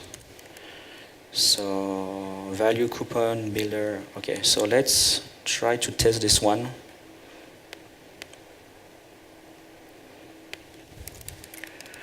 Value coupon builder factory. So it's a factory to create the builder. And so you can have different implementation of builders, a rate coupon builder and value coupon builder. Oops, I forgot the test suffix.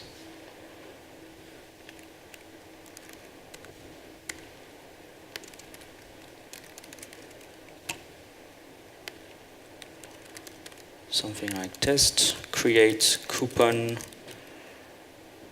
value builder.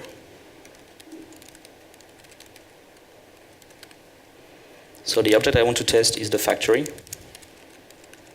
So new coupon value coupon builder factory, which has a money parser.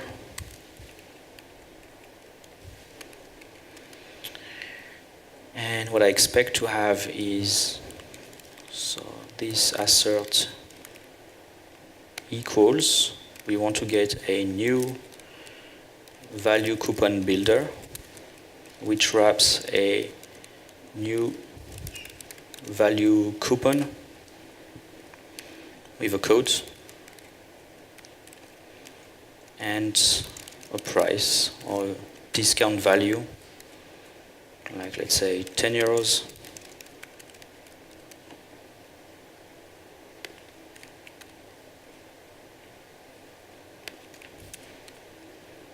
So this is the object graph we expect to have.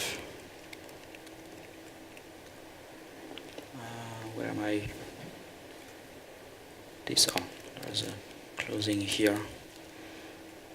If I ask the factory to create the builder with code this one and amount, which is €10.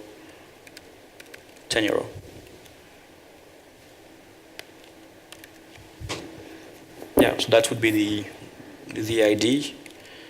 And what does the test?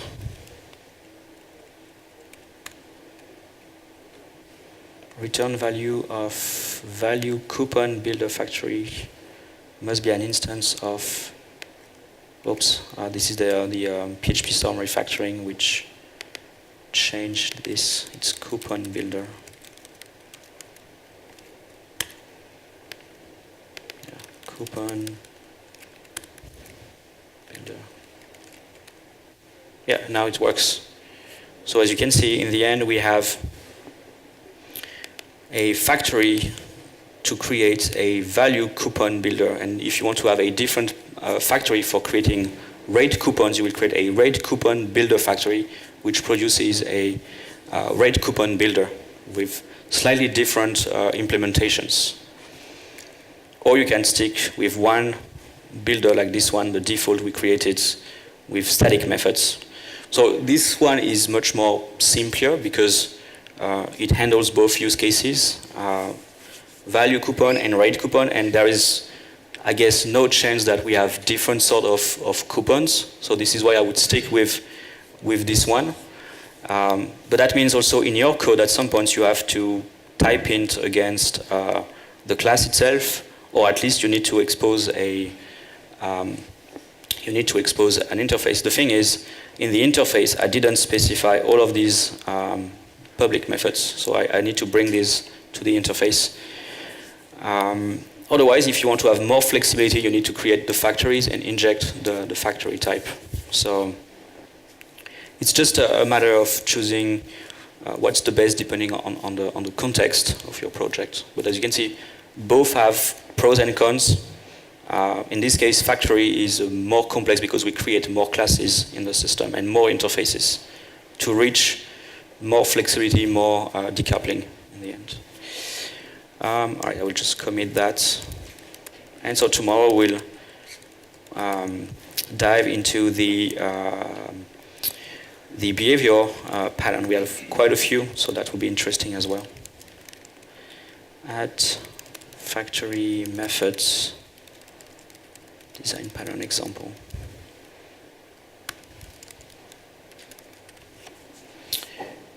All right, do you have any questions? What's the difference between factory method and factory? It's a good question.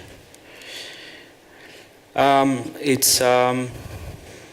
I will show you. So remember that factory method only produces one single type of object. So we'll just try to make one file. So when you use the factory methods pattern, you have some interface, like so the factory, and you have the factory methods, which is this method which produces some product object, right? So you have interface, the product, all right? And so the product has some methods. So if you implement the real factory method pattern, you must have one concrete factory that produces one concrete type of object, like you have some factory that implements your base interface, and that means this some factory class must produce some concrete, some product. Okay, so this class, some product, implements the product. The product interface. Sometimes what you see on internet, which are not real factories, is something like that. You have a class, which is so.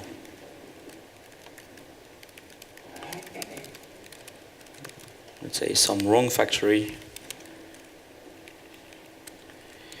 And you will find something like this: public static function with some method creates, where you have some type which returns some stuff. So usually it's not type inted because it may return different types.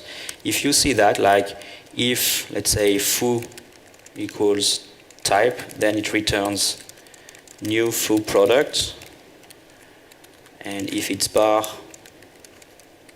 then it returns a new bar product.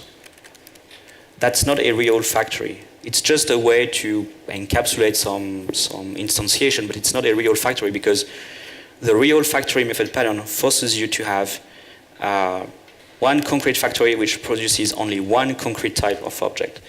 And in the factory method pattern, you don't have static, because if you use static, the problem is that you can't inject this factory, as you don't rely on an abstract type. If you have a client code like class, so this is the client code, and at some points you need to get objects. So you have the client code which does something like this: public function, do something. All right, and if you have static code, that means you are forced to do something like this: static, create, and then foo, for instance. The problem with that is that now you rely on a concrete type. You rely on a concrete class. That means this code is not really, or the client code is not truly testable, because that means if you want to unit test the client code, that means this class must be available during the test run. And if it's a complex class to create, and if this class performs some IOs or database access, stuff like that, that means you can't test your code, or it will be very difficult to test because it's hard-coded. Having the real factory, where you depend on an interface, then you will inject that interface into your client code, and you know that you can safely rely on this factory because it produces only one type of object, which is defined by the contract, by the interface. So this is not a real factory. This is just a way to encapsulate some creation of objects, but it's not really a factory. So the real factory pattern is this one. Yeah. Any other questions? Okay. Yeah. So the second pattern, is it a factory pattern or factory method pattern? Factory method. Okay. I mean, well, when we talk about factory pattern, it's basically factory method pattern. Okay. If you want to be precise, it's factory. So there are factory method and abstract factory. Yes. Yeah. Well, in fact, if I take this example, even if it's a sort of factory method, it's not the real factory method, because as I showed you, the real factory method has a slightly difference, which is you usually have an abstract factory class, not the abstract. The one we did before, right? Yeah, the one we did is a factory method. Yeah. But so you have two implementations of it, or two variants. There's this one where the factory method is this one. It's a public method, okay? Or you have the other one, the other variant, where the factory method is in fact a protected method, where you would have an abstract the factory which implements the factory interface, where you will have something like this. So this is the abstract class which has this public method, the public contract, where you would have product, and then this create or do create product. All right.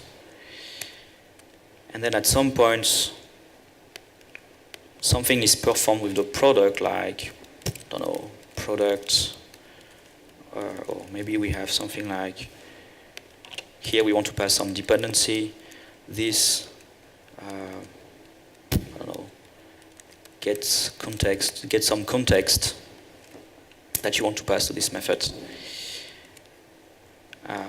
Right?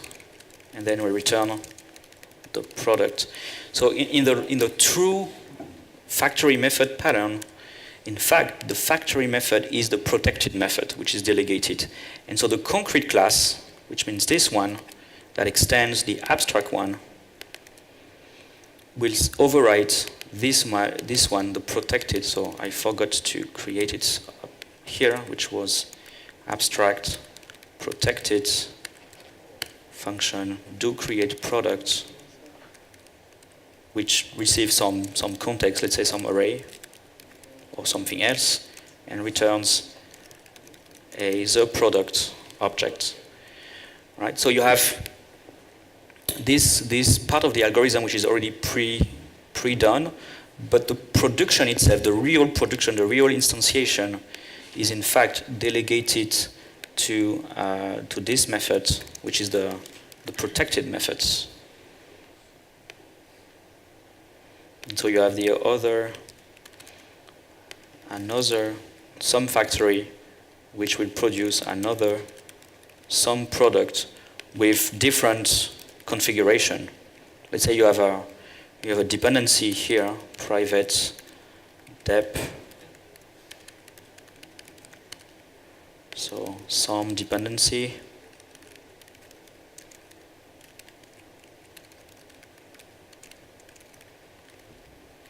And then the other product object here is initialized